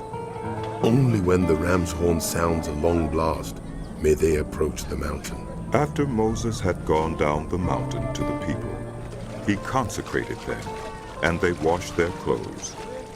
Then he said to the people, Prepare yourselves for the 3rd day. Abstain from sexual relations. On the morning of the 3rd day, there was thunder and lightning, with a thick cloud over the mountain, and a very loud trumpet blast. Everyone in the camp trembled. Then Moses led the people out of the camp to meet with God, and they stood at the foot of the mountain. Mount Sinai was covered with smoke, because the Lord descended on it in fire. The smoke billowed up from it like smoke from a furnace, and the whole mountain trembled violently. As the sound of the trumpet grew louder and louder, Moses spoke, and the voice of God answered him. The Lord descended to the top of Mount Sinai and called Moses to the top of the mountain. So Moses went up, and the Lord said to him, Go down and warn the people, so they do not force their way through to see the Lord, and many of them perish. Even the priests who approach the Lord must consecrate themselves, or the Lord will break out against them. Moses said to the Lord, The people cannot come up Mount Sinai, because you yourself warned us. Put limits around the mountain and set it apart as holy. The Lord replied, Go down and bring Aaron up with you. But the priests and the people must not force their way through to come up to the Lord, or he will break out against them. So Moses went down to the people and told them. And God spoke all these words. I am the Lord your God, who brought you out of Egypt, out of the land of slavery. You shall have no other gods before me. You shall not make for yourself an image in the form of anything in heaven above, or on the earth beneath, or in the waters below. You shall not bow down to them or worship them, for I, the Lord your God, am a jealous God, punishing the children for the sin of the parents to the 3rd and 4th generation of those who hate me, but showing love to 1,000 generations of those who love me and keep my commandments. You shall not misuse the name of the Lord your God, for the Lord will not hold anyone guiltless who misuses his name. Remember the Sabbath day by keeping it holy. 6 days you shall labor and do all your work, but the 7th day is a Sabbath to the Lord your God. On it you shall not do any work, neither you, nor your son or daughter, nor your male or female servant, nor your animals, nor any foreigner residing in your towns. For in 6 days the Lord made the heavens and the earth, the sea, and all that is in them. But he rested on the 7th day. Therefore the Lord blessed the Sabbath day and made it holy. Honor your father and your mother, so that you may live long in the land the Lord your God is giving you. You shall not murder. You shall not commit adultery. You shall not steal. You shall not give false testimony against your neighbor. You shall not covet your neighbor's house. You shall not covet your neighbor's wife, or his male or female servant, his ox or donkey, or anything that belongs to your neighbor. When the people saw the thunder and lightning, and heard the trumpet, and saw the mountain in smoke, they trembled with fear. They stayed at a distance and said to Moses, Speak to us yourself and we will listen. But do not have God speak to us, or we will die. Moses said to the people, Do not be afraid. God has come to test you, so that the fear of God will be with you to keep you from sinning. The people remained at a distance, while Moses approached the thick darkness where God was. Then the Lord said to Moses, Tell the Israelites this. You have seen for yourselves that I have spoken to you from heaven. Do not make any gods to be alongside me. Do not make for yourselves gods of silver or gods of gold. Make an altar of earth for me and sacrifice on it your burnt offerings and fellowship offerings, your sheep and goats and your cattle. Wherever I cause my name to be honored, I will come to you and bless you. If you make an altar of stones for me, do not build it with dressed stones, for you will defile it if you use a tool on it. And do not go up to my altar on steps, lest your nakedness be exposed on it. These are the laws you are to set before them. If you buy a Hebrew servant, he is to serve you for 6 years. But in the 7th year, he shall go free without paying anything. If he comes alone, he is to go free alone. But if he has a wife when he comes, she is to go with him. If his master gives him a wife, and she bears him sons or daughters, the woman and her children shall belong to her master, and only the man shall go free. But if the servant declares, I love my master, and my wife and children, and do not want to go free, then his master must take him before the judges. He shall take him to the door or the doorpost and pierce his ear with an awl. Then he will be his servant for life. If a man sells his daughter as a servant, she is not to go free as male servants do. If she does not please the master who has selected her for himself, he must let her be redeemed. He has no right to sell her to foreigners, because he has broken faith with her. If he selects her for his son, he must grant her the rights of a daughter. If he marries another woman, he must not deprive the first one of her food, clothing, and marital rights. If he does not provide her with these three things, she is to go free without any payment of money.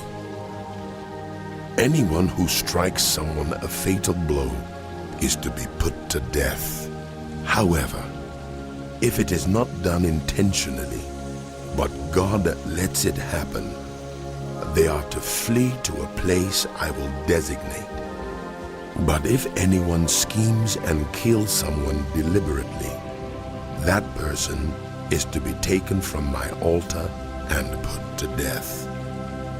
Anyone who attacks their father or mother is to be put to death.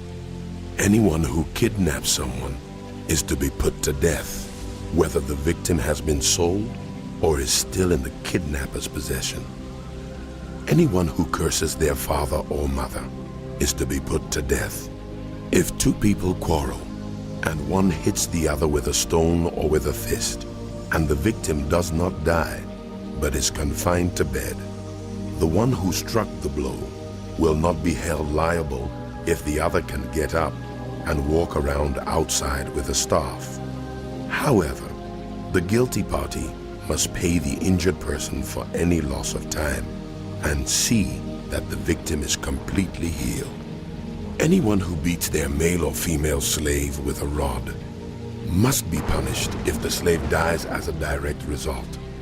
But they are not to be punished if the slave recovers after a day or two, since the slave is their property. If people are fighting and a pregnant woman is hit and gives birth prematurely, but there is no serious injury, the offender must be fined whatever the woman's husband demands and the court allows.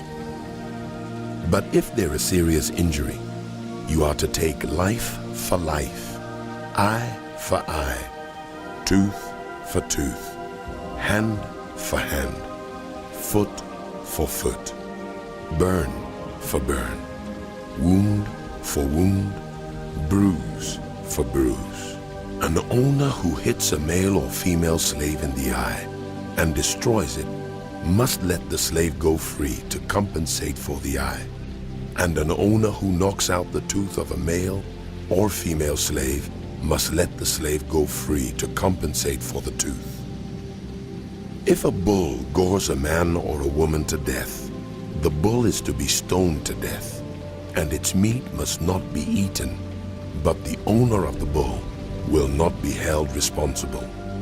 If, however, the bull has had the habit of goring, and the owner has been warned but has not kept it penned up, and it kills a man or woman, the bull is to be stoned, and its owner also is to be put to death.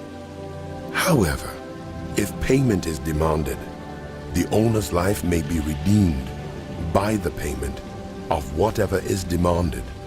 This law also applies if the bull gores a son or daughter.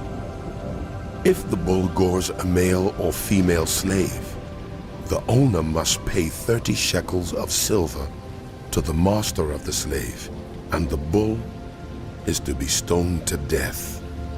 If anyone uncovers a pit or digs one and fails to cover it, and an ox or a donkey falls into it, the one who opened the pit must pay the owner for the loss and take the dead animal in exchange. If anyone's bull injures the bull of another and it dies, the two parties are to sell the live one and divide both the money and the dead animal equally. However, if it was known that the bull had the habit of goring, yet the owner did not keep it penned up, the owner must pay, animal for animal, and take the dead animal in exchange. Whoever steals an ox or a sheep and slaughters it or sells it must pay back 5 head of cattle for the ox and 4 sheep for the sheep. If a thief is caught breaking in and is struck a fatal blow, the defender is not guilty of bloodshed. But if it happens after sunrise, the defender is guilty of bloodshed. Anyone who steals must certainly make restitution, but if they have nothing, they must be sold to pay for their theft. If the stolen animal is found alive in their possession, whether ox or donkey or sheep, they must pay back double. If anyone grazes their livestock in a field or vineyard and lets them stray and they graze in another person's field, restitution must be made from the best of the livestock owner's field or vineyard. If a fire breaks out and spreads into thorn bushes so that it burns shocks of grain or standing grain or the whole field, the one who started the fire must make restitution. If anyone gives a neighbor silver or goods for safekeeping, and they are stolen from the neighbor's house, the thief, if caught, must pay back double. But if the thief is not found, the owner of the house must appear before the judges, and they must determine whether the owner of the house has laid hands on the other person's property. In all cases of illegal possession of an ox, a donkey, a sheep, a garment, or any other lost property about which somebody says, "This is mine," both parties are to bring their cases before the judges. The one whom the judges declare guilty must pay back double to the other. If anyone gives a donkey, an ox, a sheep, or any other animal to a neighbor for safekeeping, and it dies or is injured or is taken away while no one is looking, the issue between them will be settled by the taking of an oath before the Lord that the neighbor did not lay hands on the other person's property. The owner is to accept this, and no restitution is required. But if the animal was stolen from the neighbor, restitution must be made to the owner. If it was torn to pieces by a wild animal, the neighbor shall bring in the remains as evidence and shall not be required to pay for the torn animal. If anyone borrows an animal from a neighbor and it is injured or dies while the owner is not present, restitution must be made. But if the owner is with the animal, the borrower will not have to pay. If the animal was hired, the money paid for the hire covers the loss. If a man seduces a virgin who is not pledged to be married and sleeps with her, he must pay the bride price, and she shall be his wife. If her father absolutely refuses to give her to him, he must still pay the bride price for virgins. Do not allow a sorceress to live. Anyone who has sexual relations with an animal is to be put to death. Whoever sacrifices to any god other than the Lord must be destroyed. Do not mistreat or oppress a foreigner, for you were foreigners in Egypt. Do not take advantage of a widow or an orphan. If you do, and they cry out to me, I will certainly hear their cry. My anger will be aroused, and I will kill you with the sword. Your wives will become widows, and your children fatherless. If you lend money to one of my people among you who is needy, do not treat it like a business deal. Charge no interest. If you take your neighbor's cloak as a pledge, return it by sunset, because that cloak is the only covering your neighbor has. What else can your neighbor sleep in? When he cries out to me, I will hear, for I am compassionate. Do not blaspheme God or curse the ruler of your people. Do not hold back offerings from your granaries or your vats. You must give me the firstborn of your sons. Do the same with your cattle and your sheep. Let them stay with their mothers for 7 days, but give them to me on the 8th day. You are to be my holy people. So do not eat the meat of an animal torn by wild beasts. Throw it to the dogs. Do not spread false reports. Do not help a guilty person by being a malicious witness. Do not follow the crowd in doing wrong.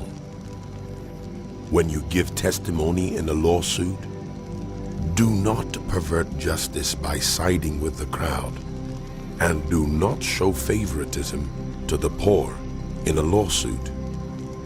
If you come across your enemy's ox or donkey wandering off, be sure to return it.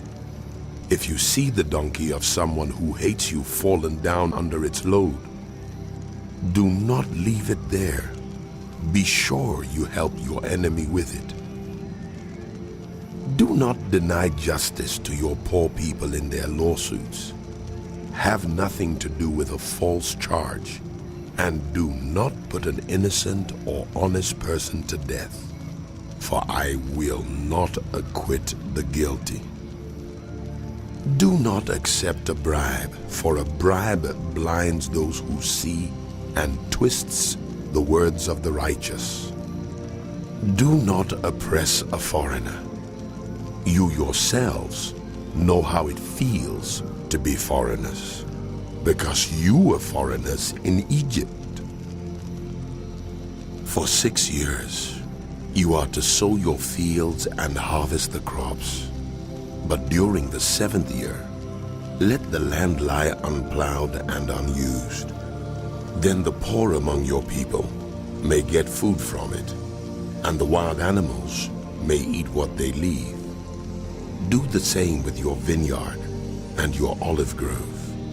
6 days do your work, but on the 7th day do not work, so that your ox and your donkey may rest, and the slave born in your household and the foreigner among you as well may be refreshed. Be careful to do everything I have said to you. Do not invoke the names of other gods. Do not let them be heard on your lips. 3 times a year, you are to celebrate a festival to me. Celebrate the festival of unleavened bread. For 7 days, eat bread made without yeast. As I commanded you, do this at the appointed time in the month of Aviv. For in that month you came out of Egypt. No one is to appear before me empty-handed. Celebrate the festival of harvest with the first fruits of the crops you sow in your field. Celebrate the festival of ingathering at the end of the year, when you gather in your crops from the field. 3 times a year, all the men are to appear before the sovereign Lord. Do not offer the blood of a sacrifice to me along with anything containing yeast. The fat of my festival offerings must not be kept until morning. Bring the best of the first fruits of your soil to the house of the Lord your God. Do not cook a young goat in its mother's milk. See, I am sending an angel ahead of you to guard you along the way and to bring you to the place I have prepared. Pay attention to him and listen to what he says. Do not rebel against him. He will not forgive your rebellion, since my name is in him. If you listen carefully to what he says and do all that I say, I will be an enemy to your enemies, and will oppose those who oppose you. My angel will go ahead of you, and bring you into the land of the Amorites, Hittites, Perizzites, Canaanites, Hivites, and Jebusites, and I will wipe them out. Do not bow down before their gods, or worship them, or follow their practices. You must demolish them and break their sacred stones to pieces. Worship the Lord your God, and his blessing will be on your food and water. I will take away sickness from among you, and none will miscarry or be barren in your land. I will give you a full lifespan. I will send my terror ahead of you, and throw into confusion every nation you encounter. I will make all your enemies turn their backs and run. I will send the hornet ahead of you to drive the Hivites, Canaanites, and Hittites out of your way. But I will not drive them out in a single year, because the land would become desolate and the wild animals too numerous for you. Little by little, I will drive them out before you, until you have increased enough to take possession of the land. I will establish your borders from the Red Sea to the Mediterranean Sea, and from the desert to the Euphrates River. I will give into your hands the people who live in the land, and you will drive them out before you. Do not make a covenant with them or with their gods. Do not let them live in your land, or they will cause you to sin against me, because the worship of their gods will certainly be a snare to you. Then he said to Moses, Come up to the Lord, you and Aaron, Nadab and Abihu, and 70 of the elders of Israel. You are to worship at a distance, but Moses alone is to approach the Lord. The others must not come near, and the people may not come up with him. When Moses went and told the people all the Lord's words and laws, they responded with one voice, Everything the Lord has said, we will do. Moses then wrote down everything the Lord had said.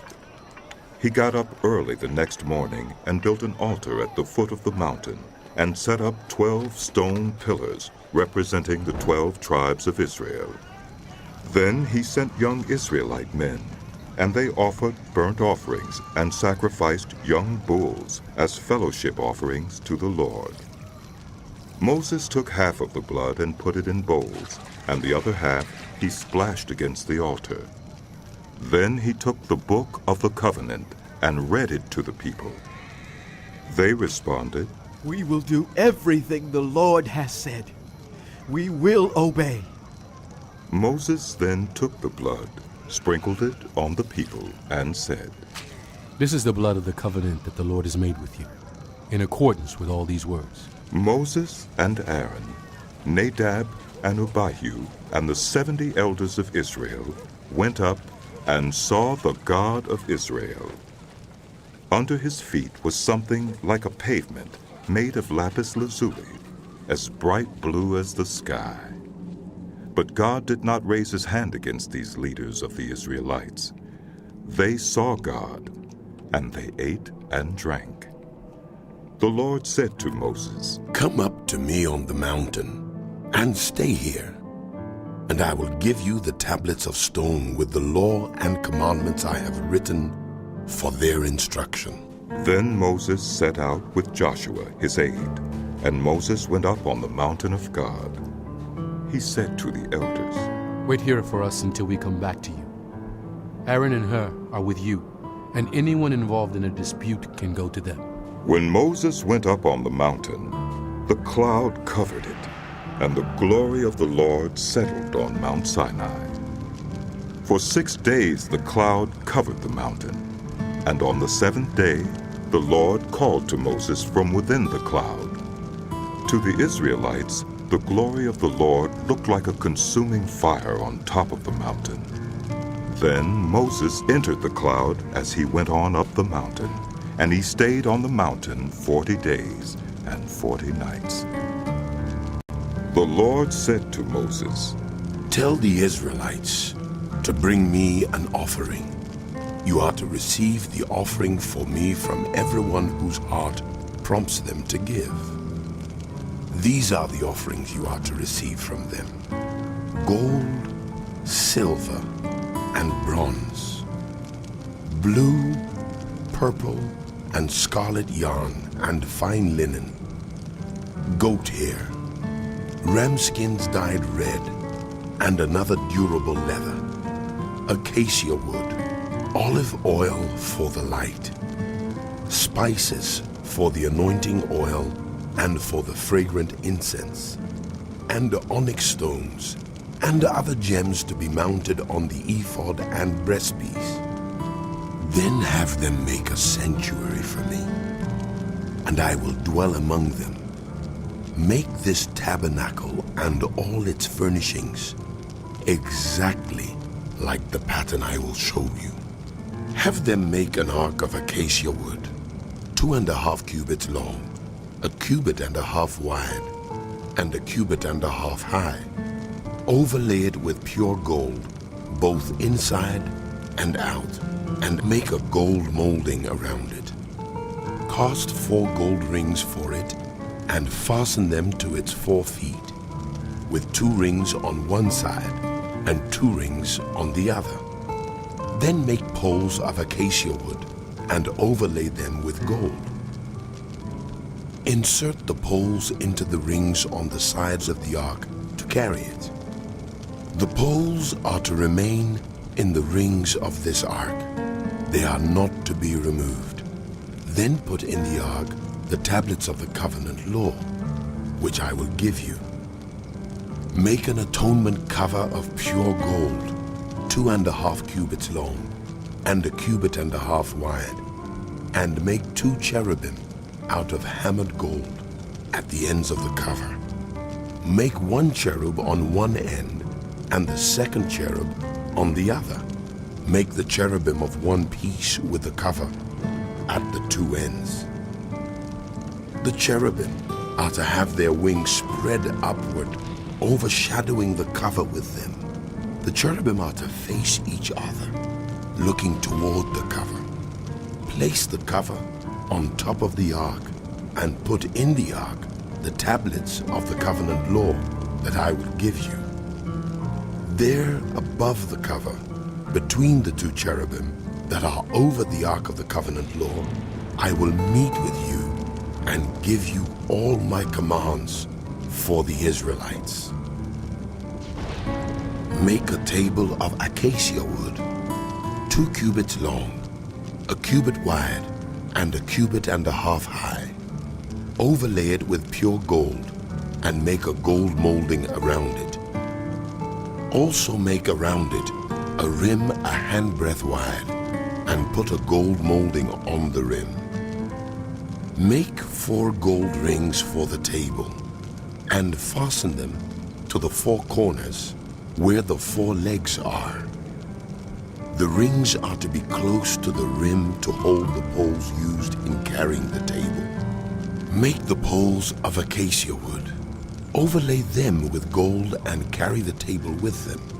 And make its plates and dishes of pure gold, as well as its pitchers and bowls for the pouring out of offerings. Put the bread of the presence on this table to be before me at all times. Make a lampstand of pure gold.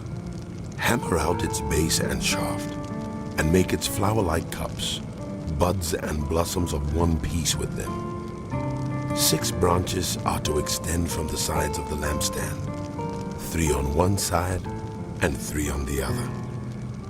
3 cups shaped like almond flowers with buds and blossoms are to be on one branch, 3 on the next branch, and the same for all 6 branches extending from the lampstand. And on the lampstand there are to be 4 cups shaped like almond flowers with buds and blossoms. 1 bud shall be under the first pair of branches extending from the lampstand, a 2nd bud under the 2nd pair, and a 3rd bud under the 3rd pair. 6 branches in all. The buds and branches shall all be of one piece with the lampstand, hammered out of pure gold.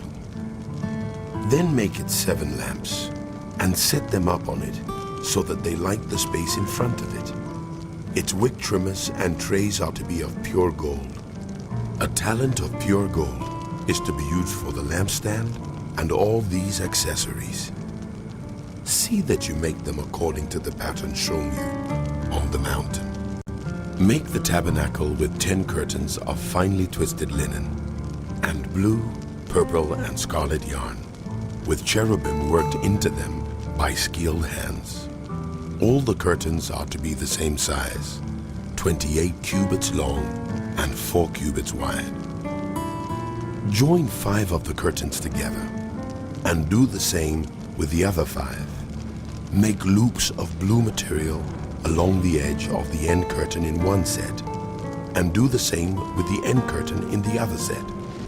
Make 50 loops on one curtain and 50 loops on the end curtain of the other set, with the loops opposite each other. Then make 50 gold clasps and use them to fasten the curtains together, so that the tabernacle is a unit. Make curtains of goat hair for the tent over the tabernacle, 11 altogether. All 11 curtains are to be the same size, 30 cubits long and 4 cubits wide. Join 5 of the curtains together into one set, and the other 6 into another set. Fold the 6th curtain double at the front of the tent. Make 50 loops along the edge of the end curtain in one set, and also along the edge of the end curtain in the other set. Then make 50 bronze clasps and put them in the loops to fasten the tent together as a unit. As for the additional length of the tent curtains, the half curtain that is left over is to hang down at the rear of the tabernacle. The tent curtains will be a cubit longer on both sides. What is left will hang over the sides of the tabernacle so as to cover it. Make for the tent a covering of ram skins dyed red, and over that a covering of the other durable leather. Make upright frames of acacia wood for the tabernacle. Each frame is to be 10 cubits long and a cubit and a half wide, with 2 projections set parallel to each other. Make all the frames of the tabernacle in this way. Make 20 frames for the south side of the tabernacle, and make 40 silver bases to go under them, 2 bases for each frame, 1 under each projection. For the other side, the north side of the tabernacle, make 20 frames and 40 silver bases, 2 under each frame. Make 6 frames for the far end, that is, the west end of the tabernacle, and make 2 frames for the corners at the far end. At these 2 corners, they must be double from the bottom all the way to the top, and fitted into a single ring. Both shall be like that. So there will be 8 frames and 16 silver bases, 2 under each frame. Also, make crossbars of acacia wood, 5 for the frames on one side of the tabernacle, 5 for those on the other side, and 5 for the frames on the west at the far end of the tabernacle. The center crossbar is to extend from end to end at the middle of the frames. Overlay the frames with gold, and make gold rings to hold the crossbars. Also overlay the crossbars with gold. Set up the tabernacle according to the plan shown you on the mountain. Make a curtain of blue, purple, and scarlet yarn, and finely twisted linen. with cherubim worked into it by skilled hands. Hang it with gold hooks on 4 posts of acacia wood overlaid with gold, and standing on 4 silver bases. Hang the curtain from the clasps and place the Ark of the Covenant law behind the curtain. The curtain will separate the holy place from the most holy place. Put the atonement cover on the Ark of the Covenant law in the most holy place. Place the table outside the curtain on the north side of the tabernacle, and put the lampstand opposite it on the south side. For the entrance to the tent, make a curtain of blue, purple, and scarlet yarn and finely twisted linen, the work of an embroiderer. Make gold hooks for this curtain, and 5 posts of acacia wood overlaid with gold, and cast 5 bronze bases for them. Build an altar of acacia wood, 3 cubits high. It is to be square, 5 cubits long and 5 cubits wide. Make a horn at each of the 4 corners, so that the horns and the altar are of one piece, and overlay the altar with bronze. Make all its utensils of bronze, its pots to remove the ashes, and its shovels, sprinkling bowls, meat forks, and fire pans.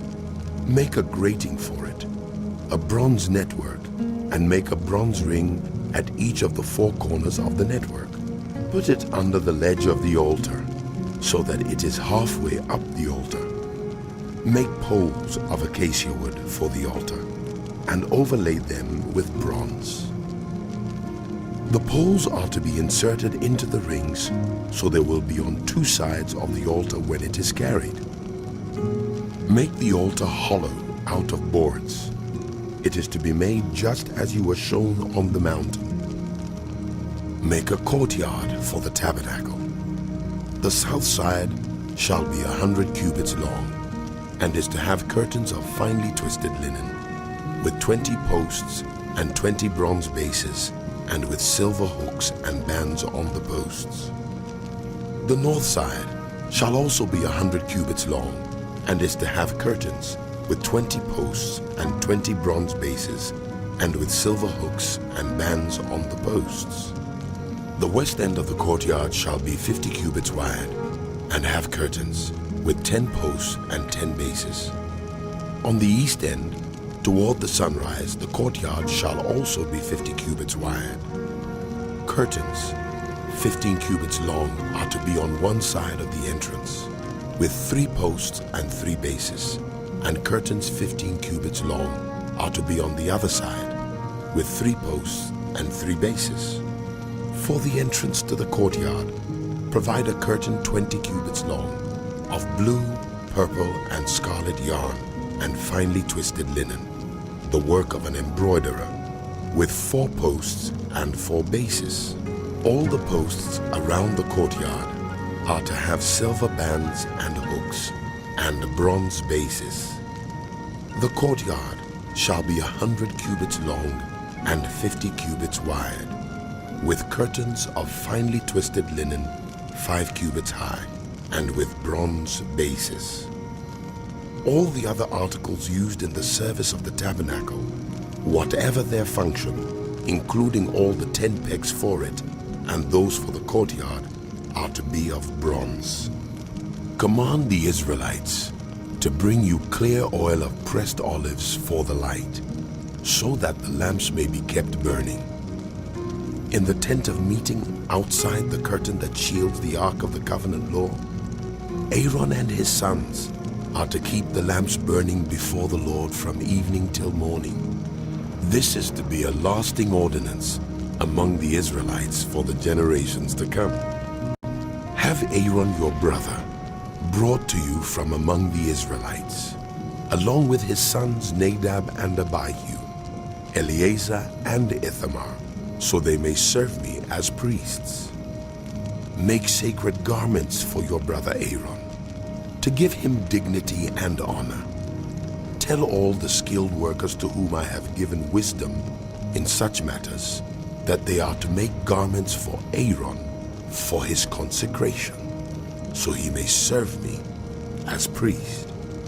These are the garments they are to make: a breastpiece, an ephod, a robe, a woven tunic, a turban, and a sash. They are to make these sacred garments for your brother Aaron and his sons, so they may serve me as priests.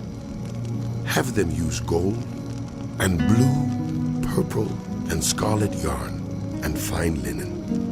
Make the ephod of gold and of blue, purple, and scarlet yarn and of finely twisted linen, the work of skilled hands. It is to have 2 shoulder pieces attached to 2 of its corners, so it can be fastened. Its skillfully woven waistband is to be like it, of 1 piece with the ephod, and made with gold, and with blue, purple, and scarlet yarn, and with finely twisted linen. Take 2 onyx stones and engrave on them the names of the sons of Israel, in the order of their birth, 6 names on 1 stone, and the remaining 6 on the other. Engrave the names of the sons of Israel on the 2 stones the way a gem cutter engraves a seal. Then mount the stones in gold filigree settings and fasten them on the shoulder pieces of the ephod as memorial stones for the sons of Israel. Aaron is to bear the names on his shoulders as a memorial before the Lord. Make gold filigree settings and 2 braided chains of pure gold, like a rope, and attach the chains to the settings. Fashion a breastpiece for making decisions, the work of skilled hands. Make it like the ephod, of gold and of blue, purple, and scarlet yarn, and of finely twisted linen.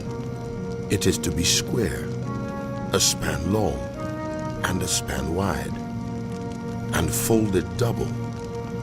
Then mount 4 rows of precious stones on it. The first row shall be carnelian, chrysolite, and beryl. The second row shall be turquoise, lapis lazuli, and emerald. The third row shall be jacinth, agate, and amethyst.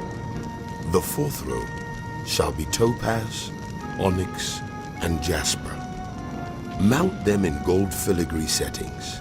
There are to be 12 stones, 1 for each of the names of the sons of Israel, each engraved like a seal, with the name of one of the 12 tribes.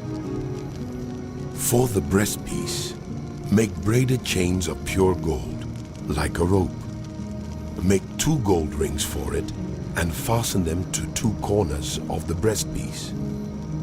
Fasten the 2 gold chains to the rings at the corners of the breastpiece, and the other ends of the chains to the 2 settings, attaching them to the shoulder pieces of the ephod at the front.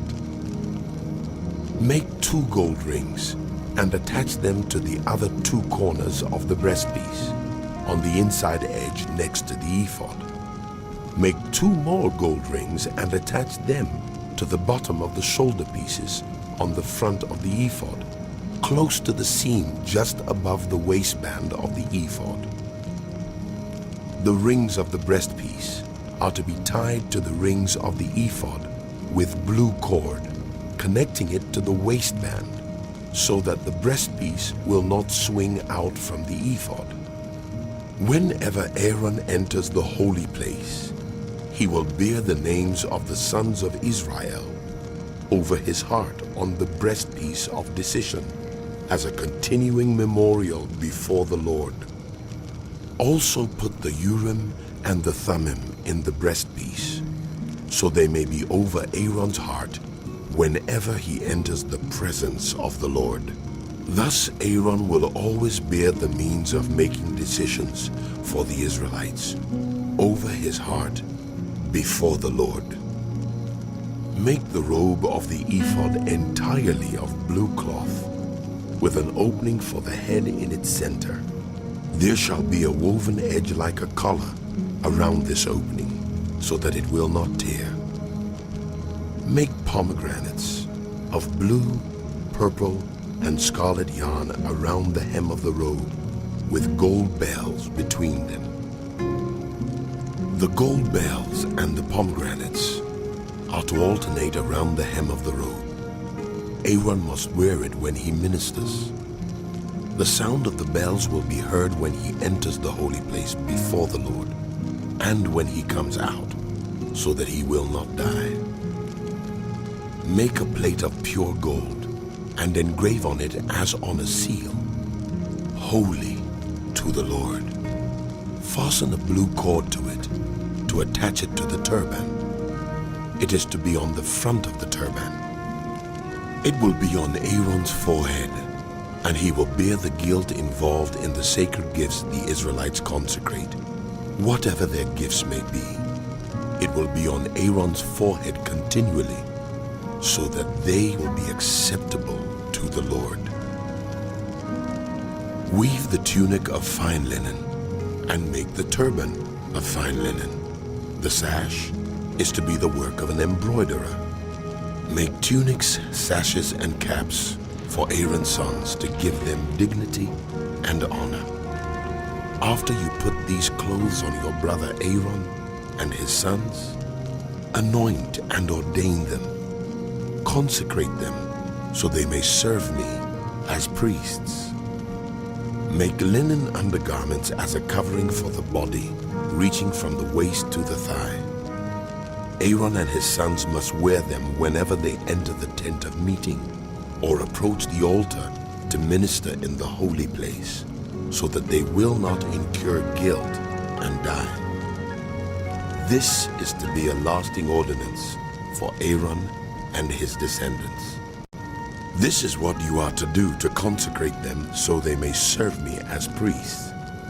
Take a young bull and 2 rams without defect, and from the finest wheat flour make round loaves without yeast, thick loaves without yeast and with olive oil mixed in, and thin loaves without yeast and brushed with olive oil. Put them in a basket and present them in it, along with the bull and the 2 rams. Then bring Aaron and his sons to the entrance to the tent of meeting and wash them with water. Take the garments and dress Aaron with the tunic, the robe of the ephod itself, and the breastpiece. Fasten the ephod on him by its skillfully woven waistband. Put the turban on his head and attach the sacred emblem to the turban. Take the anointing oil and anoint him by pouring it on his head. Bring his sons and dress them in tunics and fasten caps on them. Then tie sashes on Aaron and his sons. The priesthood is theirs by a lasting ordinance. Then you shall ordain Aaron and his sons. Bring the bull to the front of the tent of meeting, and Aaron and his sons shall lay their hands on its head. Slaughter it in the Lord's presence at the entrance to the tent of meeting. Take some of the bull's blood and put it on the horns of the altar with your finger, and pour out the rest of it at the base of the altar. Then take all the fat on the internal organs, the long lobe of the liver, and both kidneys with the fat on them, and burn them on the altar. But burn the bull's flesh, and its hide, and its intestines outside the camp. It is a sin offering. Take one of the rams, and Aaron and his sons shall lay their hands on its head. Slaughter it, and take the blood and splash it against the sides of the altar. Cut the ram into pieces, and wash the internal organs and the legs, putting them with the head and the other pieces. Then burn the entire ram on the altar. It is a burnt offering to the Lord, a pleasing aroma, a food offering presented to the Lord. Take the other ram And Aaron and his sons shall lay their hands on its head. Slaughter it. Take some of its blood, and put it on the lobes of the right ears of Aaron and his sons, on the thumbs of their right hands, and on the big toes of their right feet. Then splash blood against the sides of the altar, and take some of the blood on the altar, and some of the anointing oil, and sprinkle it on Aaron and his garments, and on his sons and their garments. Then he and his sons and their garments will be consecrated. Take from this ram the fat tail, the fat on the internal organs, the long lobe of the liver, both kidneys with the fat on them, and the right thigh. This is the ram for the ordination. From the basket of bread made without yeast, which is before the Lord, take 1 round loaf, 1 thick loaf with olive oil mixed in, and 1 thin loaf. Put all these in the hands of Aaron and his sons, and have them wave them before the Lord as a wave offering. Then take them from their hands and burn them on the altar, along with the burnt offering for a pleasing aroma to the Lord, a food offering presented to the Lord. After you take the breast of the ram for Aaron's ordination, wave it before the Lord as a wave offering, and it will be your share. Consecrate those parts of the ordination ram that belong to Aaron and his sons, the breast that was waved and the thigh that was presented. This is always to be the perpetual share from the Israelites for Aaron and his sons. It is the contribution the Israelites are to make to the Lord from their fellowship offerings. Aaron's sacred garments will belong to his descendants, so that they can be anointed and ordained in them. The son who succeeds him as priest and comes to the tent of meeting to minister in the holy place is to wear them 7 days. Take the ram for the ordination and cook the meat in a sacred place. At the entrance to the tent of meeting, Aaron and his sons are to eat the meat of the ram and the bread that is in the basket. They are to eat these offerings by which atonement was made for their ordination and consecration. But no one else may eat them, because they are sacred. And if any of the meat of the ordination ram or any bread is left over till morning, burn it up. It must not be eaten, because it is sacred. Do for Aaron and his sons everything I have commanded you, taking 7 days to ordain them. Sacrifice a bull each day as a sin offering to make atonement. Purify the altar by making atonement for it, and anoint it to consecrate it. For 7 days, make atonement for the altar and consecrate it. Then the altar will be most holy, and whatever touches it will be holy. This is what you are to offer on the altar regularly each day. 2 lambs a year old. Offer one in the morning and the other at twilight. With the first lamb, offer 1/10 of an ephah of the finest flour, mixed with 1/4 of a hin of oil from pressed olives, and 1/4 of a hin of wine as a drink offering. Sacrifice the other lamb at twilight with the same grain offering and its drink offering as in the morning, a pleasing aroma, a food offering presented to the Lord. For the generations to come, this burnt offering is to be made regularly at the entrance to the tent of meeting before the Lord. There I will meet you and speak to you. There also I will meet with the Israelites, and the place will be consecrated by my glory. So I will consecrate the tent of meeting and the altar, and will consecrate Aaron and his sons to serve me as priests. Then I will dwell among the Israelites and be their God. They will know that I am the Lord their God, who brought them out of Egypt so that I might dwell among them. I am the Lord their God. Make an altar of acacia wood for burning incense. It is to be square, a cubit long, and a cubit wide, and 2 cubits high. Its horns of one piece with it. Overlay the top and all the sides and the horns with pure gold, and make a gold molding around it. Make 2 gold rings for the altar below the molding, 2 on each of the opposite sides, to hold the poles used to carry it. Make the poles of acacia wood, and overlay them with gold. Put the altar in front of the curtain that shields the Ark of the Covenant law, before the atonement cover that is over the tablets of the covenant law, where I will meet with you. Aaron must burn fragrant incense on the altar every morning when he tends the lamps. He must burn incense again when he lights the lamps at twilight, so incense will burn regularly before the Lord for the generations to come. Do not offer on this altar any other incense or any burnt offering or grain offering, and do not pour a drink offering on it. Once a year, Aaron shall make atonement on its horns.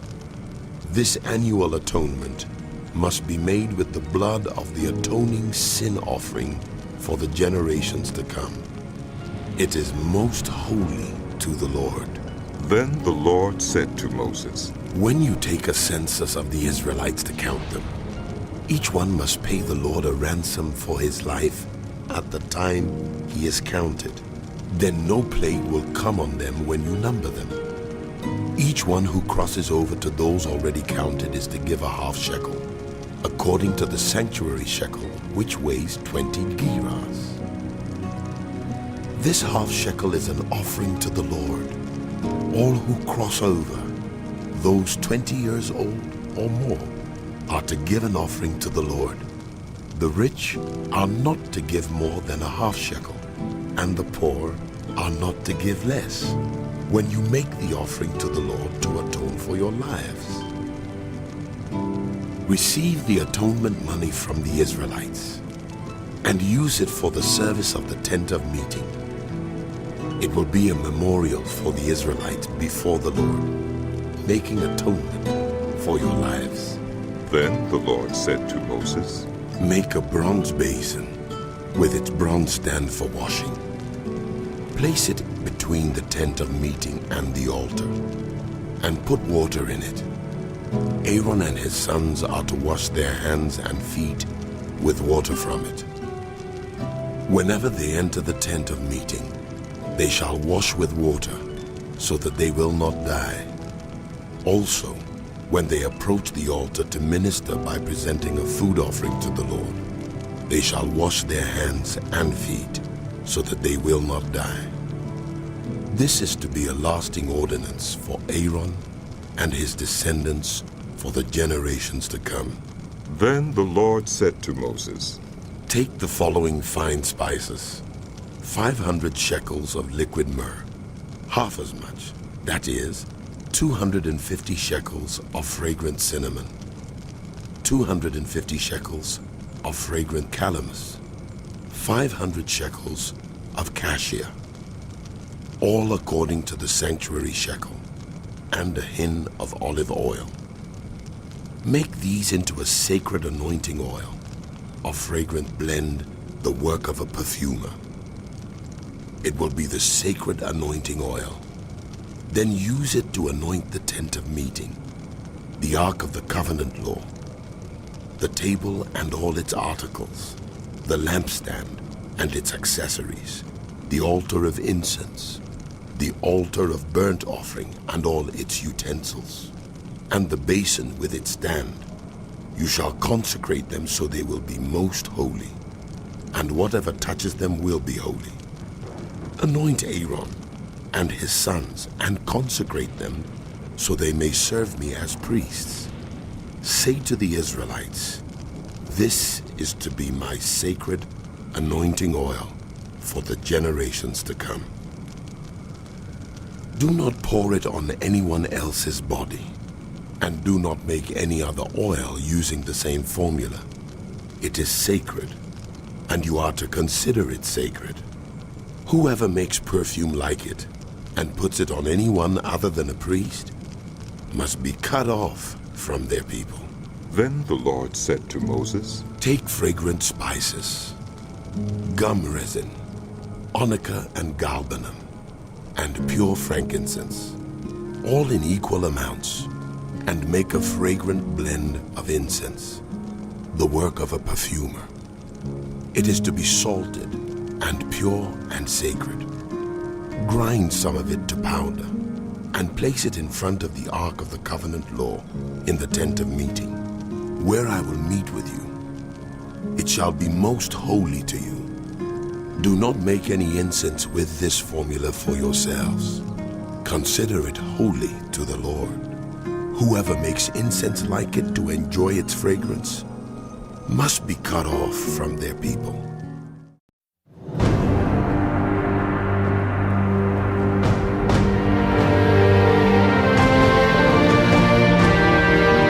Inspired by the Bible Experience.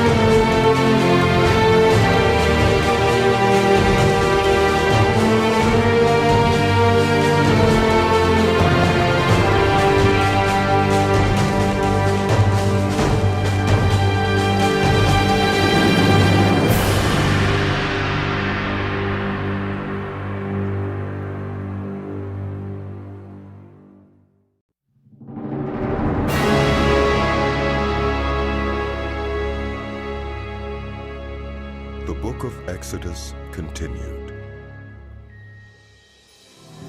Then the Lord said to Moses, See, I have chosen Bezalel, son of Uri, the son of Hur of the tribe of Judah, and I have filled him with the Spirit of God, with wisdom, with understanding, with knowledge, and with all kinds of skills, to make artistic designs for work in gold, silver, and bronze, to cut and set stones, to work in wood, and to engage in all kinds of crafts. Moreover, I have appointed Oholiab, son of Ahisamach, of the tribe of Dan, to help him. Also I have given ability to all the skilled workers to make everything I have commanded you, the tent of meeting, the Ark of the Covenant law, with the atonement cover on it, and all the other furnishings of the tent, the table and its articles, the pure gold lampstand, and all its accessories, the altar of incense, the altar of burnt offering, and all its utensils, the basin with its stand, and also the woven garments, both the sacred garments for Aaron the priest, and the garments for his sons when they serve as priests, and the anointing oil, and fragrant incense for the holy place. They are to make them just as I commanded you. Then the Lord said to Moses, Say to the Israelites, You must observe my Sabbaths. This will be a sign between me and you for the generations to come, so you may know that I am the Lord who makes you holy. Observe the Sabbath, because it is holy to you. Anyone who desecrates it is to be put to death. Those who do any work on that day must be cut off from their people. For 6 days work is to be done, but the seventh day is a day of Sabbath rest, holy to the Lord. Whoever does any work on the Sabbath day is to be put to death. The Israelites are to observe the Sabbath, celebrating it for the generations to come as a lasting covenant. It will be a sign between me and the Israelites forever. For in 6 days the Lord made the heavens and the earth, and on the seventh day he abstained from work and rested. When the Lord finished speaking to Moses on Mount Sinai, he gave him the 2 tablets of the covenant law, the tablets of stone inscribed by the finger of God. When the people saw that Moses was so long in coming down from the mountain, they gathered around Aaron and said, "Come, make us gods who will go before us. As for this fellow Moses who brought us up out of Egypt, we don't know what has happened to him." Aaron answered them, "Take off the gold earrings that your wives, your sons, and your daughters are wearing, and bring them to me." So all the people took off their earrings and brought them to Aaron. He took what they handed him and made it into an idol, cast in the shape of a calf, fashioning it with a tool. Then they said, "These are your gods, Israel, who brought you up out of Egypt." When Aaron saw this, he built an altar in front of the calf and announced, "Tomorrow there will be a festival to the Lord." So the next day the people rose early and sacrificed burnt offerings and presented fellowship offerings. Afterward, they sat down to eat and drink and got up to indulge in revelry. Then the Lord said to Moses, "Go down, because your people whom you brought up out of Egypt have become corrupt. They have been quick to turn away from what I commanded them, and have made themselves an idol cast in the shape of a calf. They have bowed down to it and sacrificed to it, and have said, 'These are your gods, Israel, who brought you up out of Egypt.' I have seen these people, and they are a stiff-necked people. Now leave me alone, so that my anger may burn against them, and that I may destroy them. Then I will make you into a great nation." But Moses sought the favor of the Lord his God.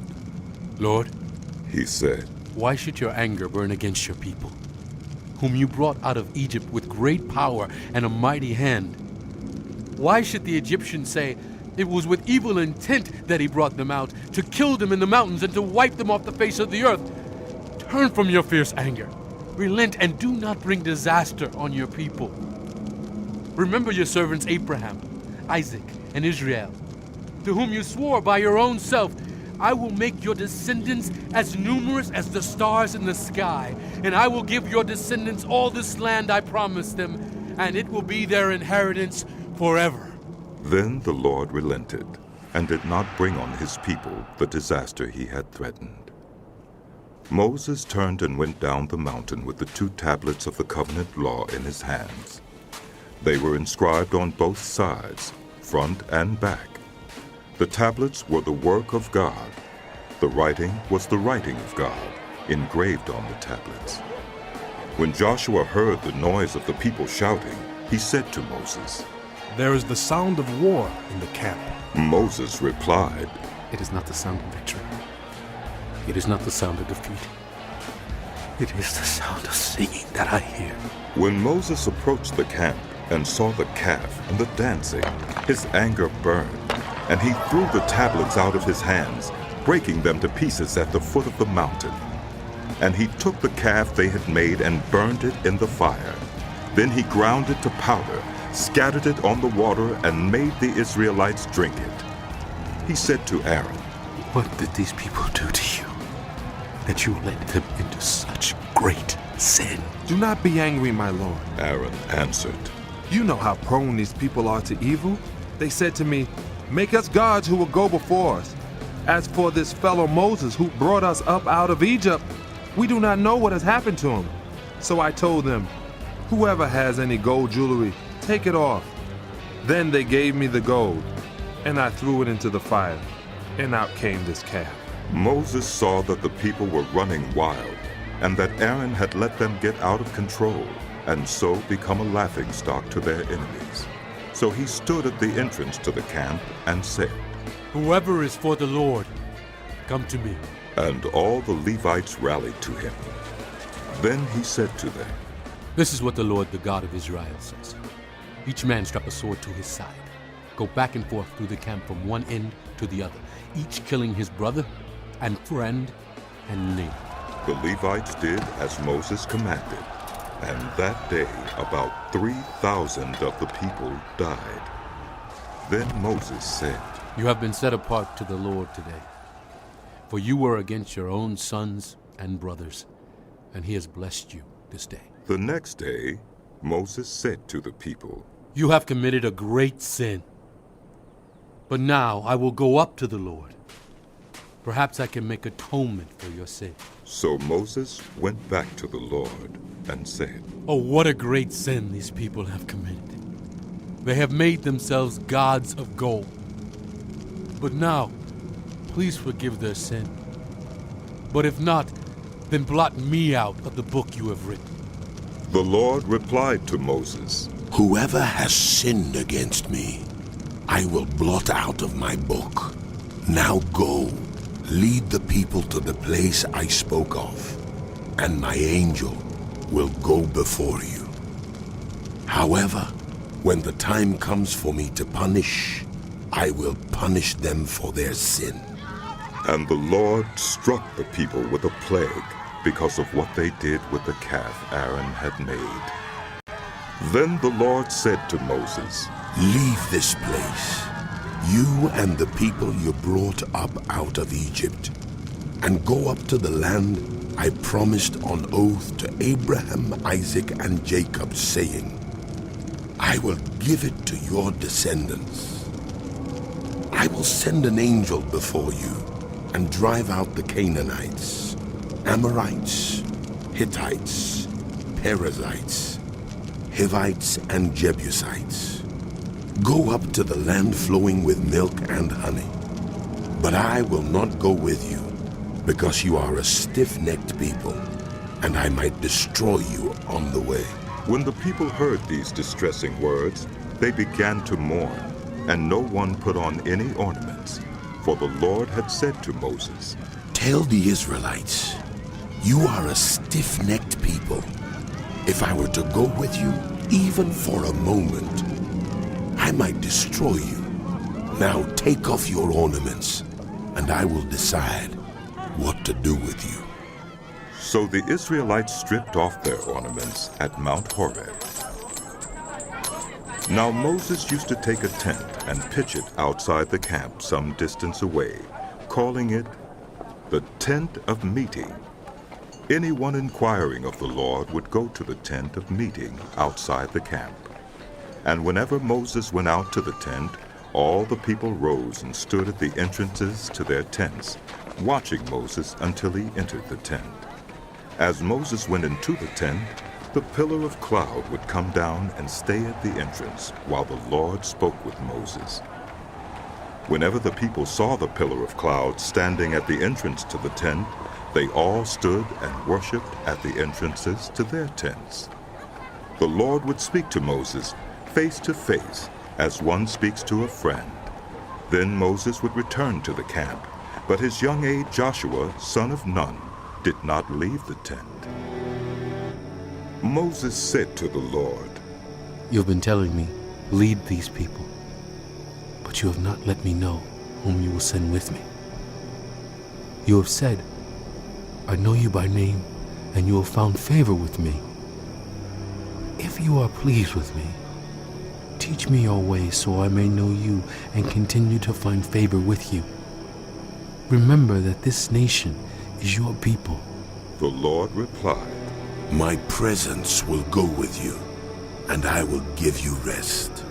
Then Moses said to him, If your presence does not go with us, do not send us up from here. How will anyone know that you are pleased with me and with your people unless you go with us? What else will distinguish me and your people from all the other people on the face of the earth? And the Lord said to Moses, I will do the very thing you have asked, because I am pleased with you, and I know you by name. Then Moses said, Now show me your glory. And the Lord said, I will cause all my goodness to pass in front of you, and I will proclaim my name, the Lord, in your presence. I will have mercy on whom I will have mercy, and I will have compassion on whom I will have compassion. But, he said, you cannot see my face, for no one may see me and live. Then the Lord said, There is a place near me where you may stand on a rock. When my glory passes by, I will put you in a cleft in the rock and cover you with my hand until I have passed by. Then I will remove my hand, and you will see my back, but my face must not be seen. The Lord said to Moses, Chisel out 2 stone tablets like the first ones, and I will write on them the words that were on the first tablets which you broke. Be ready in the morning, and then come up on Mount Sinai. Present yourself to me there, on top of the mountain. No one is to come with you or be seen anywhere on the mountain. Not even the flocks and herds may graze in front of the mountain. So Moses chiseled out 2 stone tablets like the first ones, and went up Mount Sinai early in the morning, as the Lord had commanded him. And he carried the 2 stone tablets in his hands. Then the Lord came down in the cloud, and stood there with him, and proclaimed his name, the Lord. And he passed in front of Moses, proclaiming, The Lord, the compassionate and gracious God, slow to anger, abounding in love and faithfulness, maintaining love to thousands, and forgiving wickedness, rebellion, and sin. Yet he does not leave the guilty unpunished. He punishes the children and their children for the sin of the parents to the 3rd and 4th generation. Moses bowed to the ground at once and worshipped. Lord, he said, If I have found favor in your eyes, then let the Lord go with us. Although this is a stiff-necked people, forgive our wickedness and our sin, and take us as your inheritance. Then the Lord said, I am making a covenant with you. Before all your people I will do wonders, never before done in any nation in all the world. The people you live among will see how awesome is the work that I, the Lord, will do for you. Obey what I command you today. I will drive out before you the Amorites, Canaanites, Hittites, Perizzites, Hivites, and Jebusites. Be careful not to make a treaty with those who live in the land where you are going, or they will be a snare among you. Break down their altars, smash their sacred stones, and cut down their Asherah poles. Do not worship any other god, for the Lord, whose name is jealous, is a jealous God. Be careful not to make a treaty with those who live in the land, for when they prostitute themselves to their gods and sacrifice to them, they will invite you, and you will eat their sacrifices. And when you choose some of their daughters as wives for your sons, and those daughters prostitute themselves to their gods, they will lead your sons to do the same.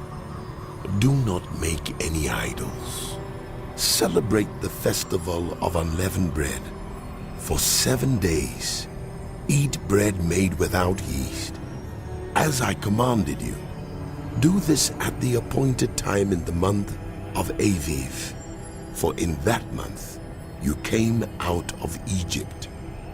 The first offspring of every womb belongs to me, including all the firstborn males of your livestock, whether from herd or flock. Redeem the firstborn donkey with a lamb, but if you do not redeem it, break its neck. Redeem all your firstborn sons. No one is to appear before me empty-handed. 6 days you shall labor, but on the 7th day you shall rest. Even during the plowing season and harvest, you must rest. Celebrate the festival of weeks with the first fruits of the wheat harvest, and the festival of ingathering at the turn of the year. 3 times a year all your men are to appear before the sovereign Lord, the God of Israel. I will drive out nations before you and enlarge your territory, and no one will covet your land when you go up 3 times each year to appear before the Lord your God. Do not offer the blood of a sacrifice to me along with anything containing yeast, and do not let any of the sacrifice from the Passover festival remain until morning.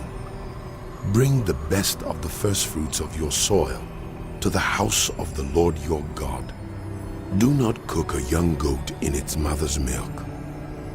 Then the Lord said to Moses, Write down these words, for in accordance with these words, I have made a covenant with you and with Israel. Moses was there with the Lord 40 days and 40 nights without eating bread or drinking water. And he wrote on the tablets the words of the covenant, the 10 Commandments. When Moses came down from Mount Sinai with the 2 tablets of the covenant law in his hands, he was not aware that his face was radiant because he had spoken with the Lord. When Aaron and all the Israelites saw Moses, his face was radiant, and they were afraid to come near him. But Moses called to them, so Aaron and all the leaders of the community came back to him, and he spoke to them. Afterward, all the Israelites came near him, and he gave them all the commands the Lord had given him on Mount Sinai. When Moses finished speaking to them, he put a veil over his face. But whenever he entered the Lord's presence to speak with him, he removed the veil until he came out. And when he came out and told the Israelites what he had been commanded, they saw that his face was radiant. Then Moses would put the veil back over his face until he went in to speak with the Lord. Moses assembled the whole Israelite community and said to them, These are the things the Lord has commanded you to do. For 6 days work is to be done, but the 7th day shall be your holy day, a day of Sabbath rest to the Lord. Whoever does any work on it is to be put to death. Do not light a fire in any of your dwellings on the Sabbath day. Moses said to the whole Israelite community, This is what the Lord has commanded. From what you have, take an offering for the Lord. Everyone who is willing is to bring to the Lord an offering of gold, silver, and bronze, blue, purple, and scarlet yarn, and fine linen, goat hair, ram skins dyed red, and another durable leather, acacia wood, olive oil for the light, spices for the anointing oil, and for the fragrant incense, and onyx stones and other gems to be mounted on the ephod and breastpiece. All who are skilled among you are to come and make everything the Lord has commanded. The tabernacle with its tent and its covering, clasps, frames, crossbars, posts and bases, the ark with its poles and the atonement cover, and the curtain that shields it, the table with its poles and all its articles, and the bread of the presence, the lampstand that is for light with its accessories, lamps and oil for the light, the altar of incense with its poles, the anointing oil and the fragrant incense, the curtain for the doorway at the entrance to the tabernacle, The altar of burnt offering with its bronze grating, its poles, and all its utensils. The bronze basin with its stand. The curtains of the courtyard with its posts and bases. And the curtain for the entrance to the courtyard. The tent pegs for the tabernacle and for the courtyard. And their ropes, the woven garments worn for ministering in the sanctuary. Both the sacred garments for Aaron the priest and the garments for his sons when they serve as priests. Then the whole Israelite community withdrew from Moses' presence, and everyone who was willing and whose heart moved them came and brought an offering to the Lord for the work on the tent of meeting, for all its service and for the sacred garments. All who were willing, men and women alike, came and brought gold jewelry of all kinds, brooches, earrings, rings, and ornaments. They all presented their gold as a wave offering to the Lord. Everyone who had blue, purple, or scarlet yarn, or fine linen, or goat hair, ram skins dyed red, or the other durable leather, brought them. Those presenting an offering of silver or bronze brought it as an offering to the Lord, and everyone who had acacia wood for any part of the work brought it. Every skilled woman spun with her hands and brought what she had spun, blue, purple, or scarlet yarn, or fine linen, and all the women who were willing and had the skill spun the goat hair. The leaders brought onyx stones and other gems to be mounted on the ephod and breastpiece. They also brought spices and olive oil for the light, and for the anointing oil, and for the fragrant incense. All the Israelite men and women who were willing brought to the Lord freewill offerings for all the work the Lord through Moses had commanded them to do. Then Moses said to the Israelites, See, the Lord has chosen Bezalel, son of Uri, the son of Hur, of the tribe of Judah, and he has filled him with the Spirit of God, with wisdom, with understanding, with knowledge, and with all kinds of skills, to make artistic designs for work in gold, silver, and bronze, to cut and set stones, to work in wood, and to engage in all kinds of artistic crafts. And he has given both him and Aholiab, son of Ahisamach, of the tribe of Dan, the ability to teach others. He has filled them with skill to do all kinds of work as engravers, designers, embroiderers in blue, purple, and scarlet yarn, and fine linen, and weavers, all of them skilled workers and designers. So Bezalel, Aholiab, and every skilled person to whom the Lord has given skill and ability to know how to carry out all the work of constructing the sanctuary are to do the work just as the Lord has commanded. Then Moses summoned Bezalel and Aholiab and every skilled person to whom the Lord had given ability and who was willing to come and do the work. They received from Moses all the offerings the Israelites had brought to carry out the work of constructing the sanctuary. And the people continued to bring freewill offerings morning after morning. So all the skilled workers who were doing all the work on the sanctuary left what they were doing and said to Moses, The people are bringing more than enough for doing the work the Lord commanded to be done. Then Moses gave an order, and they sent this word throughout the camp. No man or woman is to make anything else as an offering for the sanctuary. And so the people were restrained from bringing more, because what they already had was more than enough to do all the work. All those who were skilled among the workers made the tabernacle with 10 curtains of finely twisted linen, and blue, purple, and scarlet yarn, with cherubim worked into them by expert hands. All the curtains were the same size, 28 cubits long and 4 cubits wide. They joined 5 of the curtains together and did the same with the other 5. Then they made loops of blue material along the edge of the end curtain in one set, and the same was done with the end curtain in the other set. They also made 50 loops on one curtain, and 50 loops on the end curtain of the other set, with the loops opposite each other. Then they made 50 gold clasps and used them to fasten the 2 sets of curtains together so that the tabernacle was a unit. They made curtains of goat hair for the tent over the tabernacle, 11 altogether. All 11 curtains were the same size, 30 cubits long and 4 cubits wide. They joined 5 of the curtains into one set, and the other 6 into another set. Then they made 50 loops along the edge of the end curtain in one set, and also along the edge of the end curtain in the other set. They made 50 bronze clasps to fasten the tent together as a unit. Then they made for the tent a covering of ram skins dyed red, and over that a covering of the other durable leather. They made upright frames of acacia wood for the tabernacle.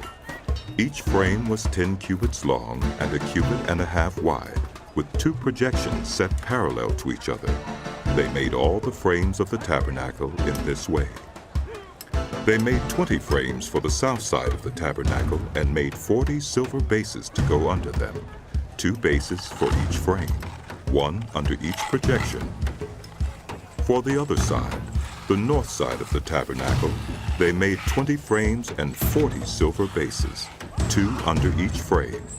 They made 6 frames for the far end, that is, the west end of the tabernacle, and 2 frames were made for the corners of the tabernacle at the far end.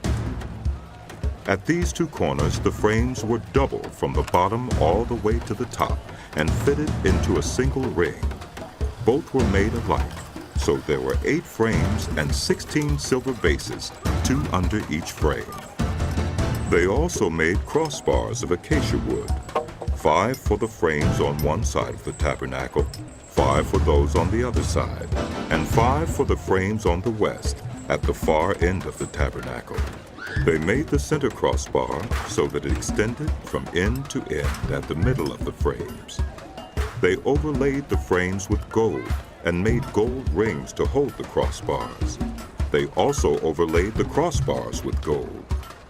They made the curtain of blue, purple, and scarlet yarn and finely twisted linen, with cherubim worked into it by expert hands. They made 4 posts of acacia wood for it and overlaid them with gold. They made gold hooks for them and cast their 4 silver bases. For the entrance to the tent, they made a curtain of blue, purple, and scarlet yarn and finely twisted linen, the work of an embroiderer. And they made 5 posts with hooks for them. They overlaid the tops of the posts and their bands with gold and made their 5 bases of bronze. Bezalel made the ark of acacia wood, 2½ cubits long, a cubit and a half wide, and a cubit and a half high. He overlaid it with pure gold, both inside and out, and made a gold molding around it. He cast 4 gold rings for it and fastened them to its 4 feet, with 2 rings on one side and 2 rings on the other. Then he made poles of acacia wood and overlaid them with gold. And he inserted the poles into the rings on the sides of the ark to carry it. He made the atonement cover of pure gold, 2½ cubits long and a cubit and a half wide. Then he made 2 cherubim out of hammered gold at the ends of the cover. He made 1 cherub on one end and the second cherub on the other. At the 2 ends he made them of one piece with the cover. The cherubim had their wings spread upward, overshadowing the cover with them. The cherubim faced each other, looking toward the cover. They made the table of acacia wood, 2 cubits long, a cubit wide, and a cubit and a half high. Then they overlaid it with pure gold and made a gold molding around it. They also made around it a rim a handbreadth wide and put a gold molding on the rim. They cast 4 gold rings for the table and fastened them to the 4 corners where the 4 legs were. The rings were put close to the rim to hold the poles used in carrying the table. The poles for carrying the table were made of acacia wood and were overlaid with gold. And they made from pure gold the articles for the table, its plates and dishes and bowls, and its pitchers for the pouring out of drink offerings. They made the lampstand of pure gold. They hammered out its base and shaft and made its flower-like cups, buds, and blossoms of one piece with them. 6 branches extended from the sides of the lampstand, 3 on one side and 3 on the other. 3 cups shaped like almond flowers with buds and blossoms were on one branch, 3 on the next branch, and the same for all 6 branches extending from the lampstand. And on the lampstand were 4 cups shaped like almond flowers with buds and blossoms. 1 bud was under the first pair of branches extending from the lampstand, a second bud under the second pair, and a third bud under the third pair. 6 branches in all. The buds and the branches were all of one piece with the lampstand, hammered out of pure gold. They made its 7 lamps, as well as its wick trimmers and trays of pure gold. They made the lampstand and all its accessories from 1 talent of pure gold. They made the altar of incense out of acacia wood. It was square, a cubit long and a cubit wide, and 2 cubits high, its horns of one piece with it.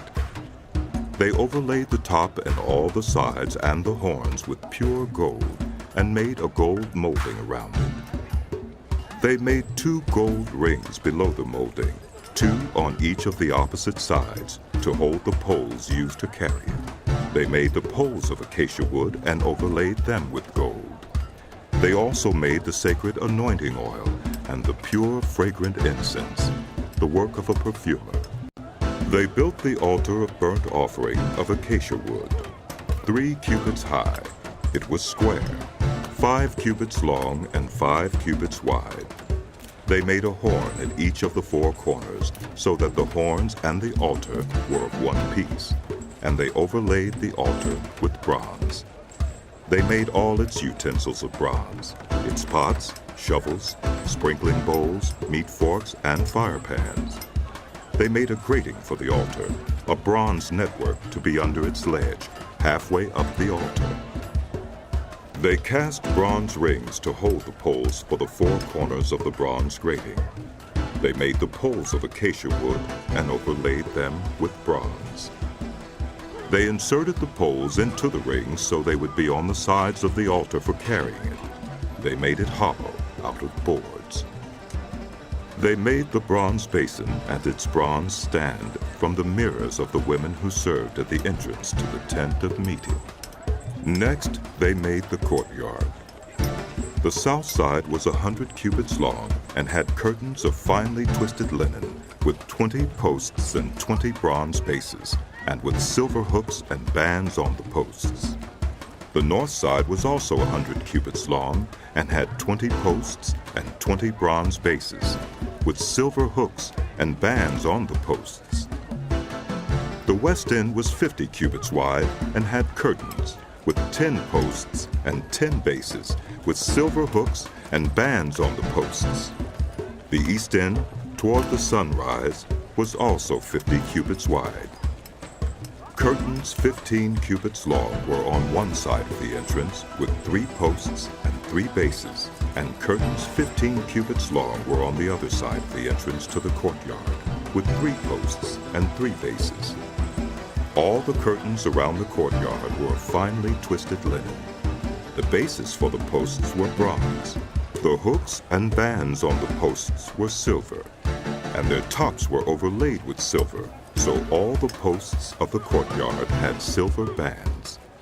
The curtain for the entrance to the courtyard was of blue, purple, and scarlet yarn and finely twisted linen, the work of an embroiderer. It was 20 cubits long, and like the curtains of the courtyard, 5 cubits high, with 4 posts and 4 bronze bases. Their hooks and bands were silver, and their tops were overlaid with silver. All the tent pegs of the tabernacle and of the surrounding courtyard were bronze. These are the amounts of the materials used for the tabernacle of the covenant law, which were recorded at Moses' command by the Levites under the direction of Ithamar, son of Aaron, the priest. Bezalel, son of Uri, the son of Hur of the tribe of Judah, made everything the Lord commanded Moses. With him was Oholiab, son of Ahisamach of the tribe of Dan, an engraver and designer, and an embroiderer in blue, purple, and scarlet yarn, and fine linen. The total amount of the gold from the wave offering used for all the work on the sanctuary was 29 talents and 730 shekels, according to the sanctuary shekel. The silver obtained from those of the community who were counted in the census was 100 talents and 1,775 shekels, according to the sanctuary shekel. 1 beka per person, that is, half a shekel, according to the sanctuary shekel, from everyone who had crossed over to those counted, 20 years old or more, a total of 603,550 men. The 100 talents of silver were used to cast the bases for the sanctuary and for the curtain. 100 bases from the 100 talents, 1 talent for each base. They used the 1,775 shekels to make the hooks for the posts, to overlay the tops of the posts, and to make their bands. The bronze from the wave offering was 70 talents and 2,400 shekels. They used it to make the bases for the entrance to the tent of meeting, the bronze altar with its bronze grating and all its utensils, the bases for the surrounding courtyard and those for its entrance, and all the tent pegs for the tabernacle and those for the surrounding courtyard. From the blue, purple, and scarlet yarn, they made woven garments for ministering in the sanctuary. They also made sacred garments for Aaron, as the Lord commanded Moses. They made the ephod of gold, and of blue, purple, and scarlet yarn, and of finely twisted linen. They hammered out thin sheets of gold, and cut strands to be worked into the blue, purple, and scarlet yarn and fine linen, the work of skilled hands. They made shoulder pieces for the ephod, which were attached to 2 of its corners, so it could be fastened. Its skillfully woven waistband was like it, of 1 piece with the ephod, and made with gold, and with blue, purple, and scarlet yarn, and with finely twisted linen, as the Lord commanded Moses. They mounted the onyx stones in gold filigree settings and engraved them like a seal with the names of the sons of Israel. Then they fastened them on the shoulder pieces of the ephod as memorial stones for the sons of Israel, as the Lord commanded Moses. They fashioned the breastpiece, the work of a skilled craftsman. They made it like the ephod, of gold, and of blue, purple, and scarlet yarn, and of finely twisted linen. It was square, a span long and a span wide, and folded double. Then they mounted 4 rows of precious stones on it. The first row was carnelian, chrysolite, and beryl. The second row was turquoise, lapis lazuli, and emerald. The third row was jacinth, agate, and amethyst. The fourth row was topaz, onyx, and jasper. They were mounted in gold filigree settings. There were 12 stones, 1 for each of the names of the sons of Israel, each engraved like a seal with the name of one of the 12 tribes. For the breastpiece, they made braided chains of pure gold like a rope. They made 2 gold filigree settings and 2 gold rings, and fastened the rings to 2 of the corners of the breastpiece. They fastened the 2 gold chains to the rings at the corners of the breastpiece, and the other ends of the chains to the 2 settings, attaching them to the shoulder pieces of the ephod at the front. They made 2 gold rings and attached them to the other 2 corners of the breastpiece on the inside edge, next to the ephod. Then they made 2 more gold rings and attached them to the bottom of the shoulder pieces on the front of the ephod, close to the seam just above the waistband of the ephod. They tied the rings of the breastpiece to the rings of the ephod with blue cord, connecting it to the waistband so that the breastpiece would not swing out from the ephod. as the Lord commanded Moses. They made the robe of the ephod entirely of blue cloth, the work of a weaver, with an opening in the center of the robe, like the opening of a collar, and a band around this opening so that it would not tear. They made pomegranates of blue, purple, and scarlet yarn, and finely twisted linen around the hem of the robe. And they made bells of pure gold, and attached them around the hem between the pomegranates. The bells and pomegranates alternated around the hem of the robe to be worn for ministering, as the Lord commanded Moses.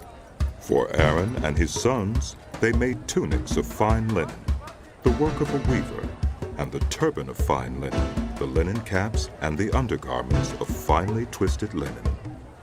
The sash was of finely twisted linen and blue, purple, and scarlet yarn, the work of an embroiderer, as the Lord commanded Moses. They made the plate, the sacred emblem, out of pure gold, and engraved on it, like an inscription on a seal, "Holy to the Lord." Then they fastened a blue cord to it to attach it to the turban, as the Lord commanded Moses. So all the work on the tabernacle, the tent of meeting, was completed.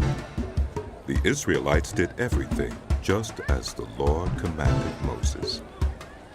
Then they brought the tabernacle to Moses, the tent and all its furnishings, its clasps, frames, crossbars, posts and bases, the covering of ram skins dyed red, and the covering of another durable leather, and the shielding curtain, the Ark of the Covenant law with its poles and the atonement cover, the table with all its articles, and the bread of the presence, the pure gold lampstand with its row of lamps and all its accessories, and the oil for the light, the gold altar, the anointing oil, the fragrant incense, and the curtain for the entrance to the tent, the bronze altar with its bronze grating, its poles and all its utensils, the basin with its stand, the curtains of the courtyard with its posts and bases, and the curtain for the entrance to the courtyard, the ropes and tent pegs for the courtyard, all the furnishings for the tabernacle, the tent of meeting, and the woven garments worn for ministering in the sanctuary, both the sacred garments for Aaron the priest and the garments for his sons when serving as priests. The Israelites had done all the work, just as the Lord had commanded Moses. Moses inspected the work and saw that they had done it just as the Lord had commanded. So Moses blessed them. Then the Lord said to Moses, "Set up the tabernacle, the tent of meeting, on the first day of the first month. Place the ark of the covenant law in it, and shield the ark with the curtain. Bring in the table and set out what belongs on it. Then bring in the lampstand and set up its lamps. Place the gold altar of incense in front of the ark of the covenant law, and put the curtain at the entrance to the tabernacle. Place the altar of burnt offering in front of the entrance to the tabernacle, the tent of meeting. Place the basin between the tent of meeting and the altar and put water in it. Set up the courtyard around it and put the curtain at the entrance to the courtyard. Take the anointing oil and anoint the tabernacle and everything in it. Consecrate it and all its furnishings, and it will be holy. Then anoint the altar of burnt offering and all its utensils. Consecrate the altar, and it will be most holy. Anoint the basin and its stand, and consecrate them. Bring Aaron and his sons to the entrance to the tent of meeting, and wash them with water. Then dress Aaron in the sacred garments. Anoint him, and consecrate him, so he may serve me as priest. Bring his sons, and dress them in tunics. Anoint them just as you anointed their father, so they may serve me as priests. Their anointing will be to a priesthood that will continue throughout their generations. Moses did everything just as the Lord commanded him. So the tabernacle was set up on the first day of the first month in the second year. When Moses set up the tabernacle, he put the bases in place, erected the frames, inserted the crossbars, and set up the posts.